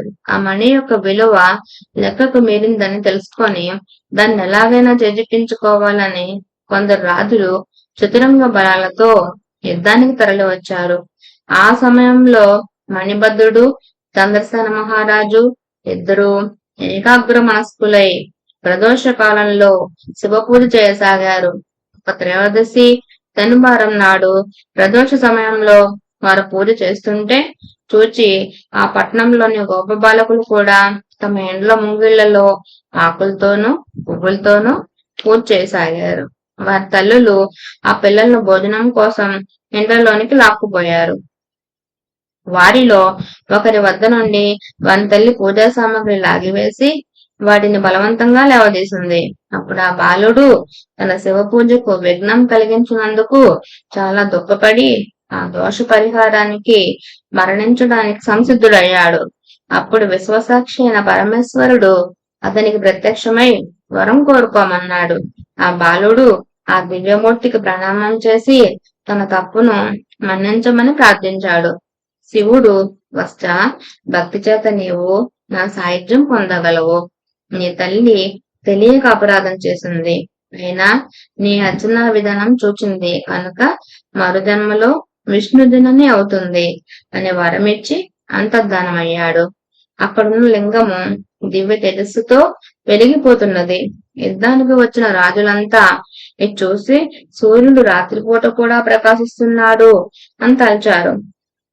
అంతటి భక్తి శ్రద్ధలు ప్రజల్లో కలిగించిన పుణ్యాత్ముడైన చంద్రసేనుడికి మేలు చేయదలంచి అంతటి మహానుభావంతో యుద్ధం చేయాలనుకోవడం బుద్ధి తక్కువని పశ్చాత్తాపం చెంది వారంతా సగౌరవంగా చంద్రసేన మణిభద్రులను దర్శించడానికి వచ్చారు.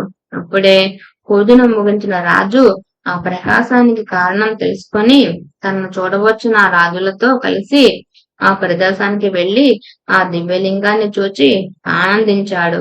ఆ గోపబాలకుడు చెప్పగా ఆ వృత్తాంతమంతా విన్న చంద్రసేనుడు మిగిలిన రాజులు ఆ పిల్లవాడికి గోపాధిపత్యము ధనము ఇచ్చి వెళ్లిపోయారు. తర్వాత ఆ గోపాలను తల్లి యశోదగా జన్మించి విష్ణువుకు శ్రీకృష్ణ పరమాత్మకు జనని అయ్యింది. కనుక మా శివ పూజ మహిమ వలన మరుజన్మలో నీవు కూడా అలాగే అవుతావు అన్నారు. ఈ కథ విని అంబిక ఇలా అడిగింది, స్వామి, శివ పూజ వలన కలిగే ఫలితం వచ్చే జన్మలో కదా, ఈ జీవిత శేషం నేను ఎలా గడపాలి? మహానుభావ, అందరి పరిహాసాలకు గురి అవుతున్న నా బిడ్డడు ఏ క్షణాన ఆత్మహత్య చేసుకుంటాడో తెలియదు. నన్ను మాతృత్వంతో రక్షించు అని వేడుకున్నది. ఆ కరుణా సముద్రుడి హృదయం కరిగి తన చేతిని ఆమె కుమారుని తలపై పెట్టి ప్రణవము ఉచ్చరించాడు. ఆ మూర్ఖ బాలుడు తక్షణమే బృహస్పతి అంతటి జ్ఞాని వక్త అయ్యాడు. అప్పుడు అతనిని మాతృసేవకు వినియోగించి శ్రీపాద స్వామి ఆమెతో, అమ్మా, దుఃఖం విడిచి నీ జీవిత శేషమంతా శివ పూజలో గడుపు. వచ్చే జన్మలో నా అంతటి కుమారుడు కలుగుతాడు అని వరమించాడు. ఆమె పరమానందభరితురాలై పుత్రునితో తన ఊరికి వచ్చి జీవితమంతా శివార్చనలో గడిపి ధన్యురాలయ్యింది. శ్రీ దత్తాయ గురవే నమః. శ్రీ శ్రీపాద శ్రీవల్లభాయ నమః. శ్రీ నృసింహ సరస్వతియే నమః. శ్రీ గురు చరిత్ర అధ్యాయం 9. శ్రీ గణేశాయ నమః. శ్రీ సరస్వత్యై నమః. శ్రీ గురుభ్యో నమః. సిద్ధ సరస్వతి నామధారకునితో ఇంకా ఇలా చెప్పారు.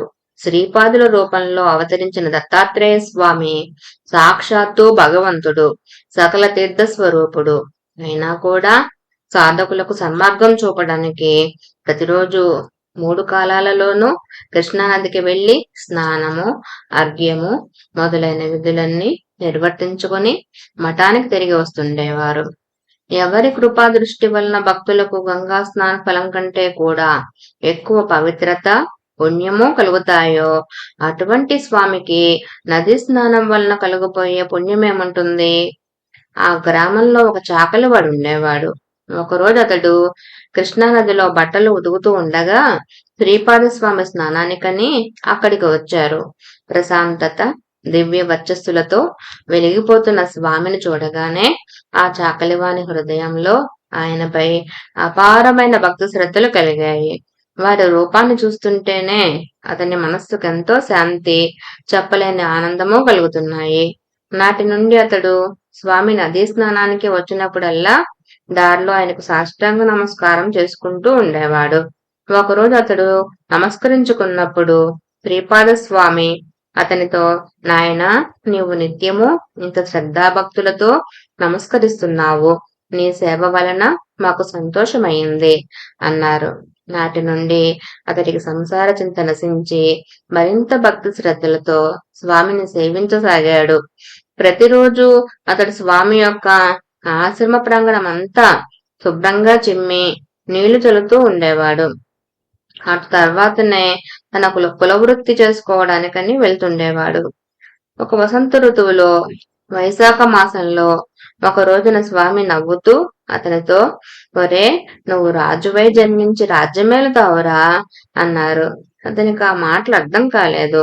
తర్వాత ఒకరోజు అతడు గుట్టలు తుక్కోవడానికి నది వద్దకెళ్ళినప్పుడు అక్కడ సుందర యువతీ జనంతో కలిసి విహారార్థమై నదికి వచ్చిన ఒక యవనరాజును, అతని వెంట వైభవంగా తరలి వచ్చిన పరివారాన్ని చూచాడు.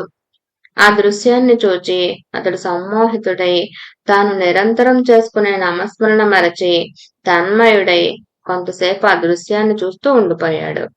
తర్వాత అతడు మానవ జన్మం ఎత్తాక ఇటువంటి వైభవము సుఖము అనుభవించకపోతే జీవితమే వ్యర్థము. ఈ రాజు ఎంతటి అదృష్టవంతుడో! ఇతనికింత వైభవం రావడానికి అతను ఎంతటి భక్తితో గురువుని సేవించాడో! నాకు ఇటువంటి వైభవం ప్రాప్తించడం కలలోని మాట అనుకున్నాడు. ఇంతలో మధ్యాహ్నం అయింది. శ్రీపాదస్వామి స్నానం చేయడానికి నదికి వచ్చారు.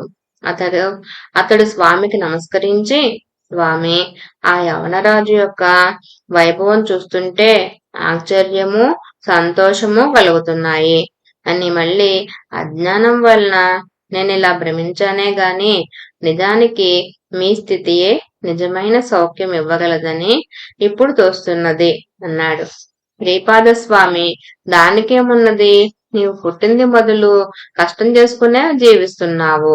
అందువలన అతన్ని చూడగానే నీకు రాజ్యభోగాలపై ప్రీతి కలగడంలో ఆశ్చర్యమేమీ లేదు. నాయనా, నీవు రాజు కావాలని మనస్ఫూర్తిగా కోరుకున్నావు కదా, నిస్సంకోచంగా చెప్పు అన్నారు. చాకలి వెంటనే స్వామికి నమస్కరించి, స్వామి, నా అజ్ఞానం మన్నించి నన్ను అనుగ్రహించు అని వేడుకున్నాడు. స్వామి, నాయనా, మనస్సులో బలంగా కలిగిన సంకల్పం నెరవేరవలసిందే. లేకుంటే ఎలాంటి వాసనలు మిగిలి ఉన్నంత వరకు మళ్లీ మళ్లీ జన్మిస్తూ ఉండవలసిందే. నీకు ఆ రాజ్య సుఖాలు ఈ జన్మలోనే కావాలా, లేక మరు జన్మలో కావాలా? సంకోచించకుండా చెప్పు అన్నారు. అప్పుడతడు సిగ్గుతో తల వంచుకొని, ఇప్పుడు నేను ముసలివాడినయ్యాను. ఈ జన్మలో అంతటి సుఖం లభించినా తృప్తిగా అనుభవించలేను. కనుక నాకు అవి మరు జన్మలో లభిస్తే వాటిని ఆ జన్మాంతము అనుభవించగలుగుతాను అన్నాడు. అప్పుడు స్వామి, నాయన, ఇలాంటి కోరికలు తమోగుణం వలన కలుగుతాయి. ఇవి కలిగాక ఇంద్రియాలను మనస్సును తృప్తిపరచుకోవాలి. లేకుంటే మనసు నిర్మలమవక ఎన్నో జన్మలకు కారణమవుతుంది. నీలో రాజ్యకాంక్ష సుఖలాలస బలీయంగా ఉన్నాయి. కనుక నీవు మరుజన్మలో మృదురా దేశంలో యవనరాజ వంశంలో జన్మిస్తావు అన్నారు. అది విని రజకుడు, స్వామి, మీరిచ్చిన వరం నాకు ఇష్టమైనదే కాని వచ్చే జన్మలో నాకు రాజ్యం లభించినా నన్ను మీకు దూరం చేయవద్దు. మీ యందు దృఢభక్తి ఉండేలా అనుగ్రహించు. అప్పుడు నాకు మతద్వేషం ఉండకూడదు అని వేడుకున్నాడు. శ్రీపాదస్వామి, ఇప్పుడు నీ వెట్టి వైభవం చూచావో అట్టిదే మరుజన్మలో పొందుతావు. అప్పుడు మేము అవతరించవలసిన అవసరం వస్తుంది. అప్పుడు మేము నృసింహ సరస్వతి అనే సన్యాసి రూపంలో ఉంటాము. వృద్ధాప్యంలో నీకు మా దర్శనం అవుతుంది. తక్షణమే నీకు జ్ఞానోదయం అవుతుంది. భయం లేదు. ఇక నీవు వెళ్లి రావచ్చు. ఆశీర్వదించి ఒక వింతైన నవ్వుతో అతని వైపు చూచారు. ఆ రజకుడు అక్కడికక్కడే క్రిందపడి మరణించాడు. శ్రీపాదులు ఇలాంటి లీలలెన్నో చేసి భక్తులను అనుగ్రహిస్తూ ఇంకొంతకాలం కురుపురంలోనే ఉన్నారు. ఆయన నివాసం వలన ఆ కురుపురం ఎంతో ప్రసిద్ధికెక్కింది. ఒకప్పుడు ఆయన, నేనింతకు ముందు అంబికకు జీవితాంతము శివపూజ చేస్తే మరుజన్మలో నా వంటి పుత్రుడు కలుగుతాడని ఆశీర్వదించాను. నాతో సమానుడు మరొకడు లేడు కనుక నేనే ఆమె గర్భవాసాన అవతరించి నా మాట నిలబెట్టుకోవాలి అని తలచారు. అటు తర్వాత ఒక ఆశ్వేజ మాసం కృష్ణపక్ష ద్వాదశి హస్త నక్షత్రము నాడు శ్రీపాద శ్రీవల్లభులు కృష్ణానదిలో మునిగి అంతర్హితులై మరొక చోట వేరొక రూపంలో అవతరించారు. అయినప్పటికీ సూక్ష్మ రూపంలో ఇక్కడే ఉన్నారని తెలిపే సంఘటనలు ఎన్నో ఉన్నాయి. భక్తి శ్రద్ధలతో కురుపురం దర్శించే వారికి ఆ స్వామి ప్రత్యక్షుడే. అందువల్లనే కురుపురం అంతటి శ్రేష్టమైన క్షేత్రం. శ్రీ దత్తాయ గురవే నమః. శ్రీ శ్రీపాద శ్రీవల్లభాయ నమః. శ్రీ నృసింహ సరస్వత్యై నమః. మూలంలోని మృదుర అన్నది సంస్కృతంలోని వైదుర యొక్క రూపాంతరం. వైదుర అని, విదర్భ అని, వైడూర్య నగరం అని కొందరంటారు. ఇది బేదర్ అని కొందరంటే బేజాపూర్ అని ఒక ప్రఖ్యాత చరిత్రకారుడు చెప్పాడు. అయితే ఈ రెండు ఒక రాజ్యంలోనివే నిజానికి ఒక రాజభవనం కూడా బీజాపూర్ రాజ్యంలోనే ఉన్నది.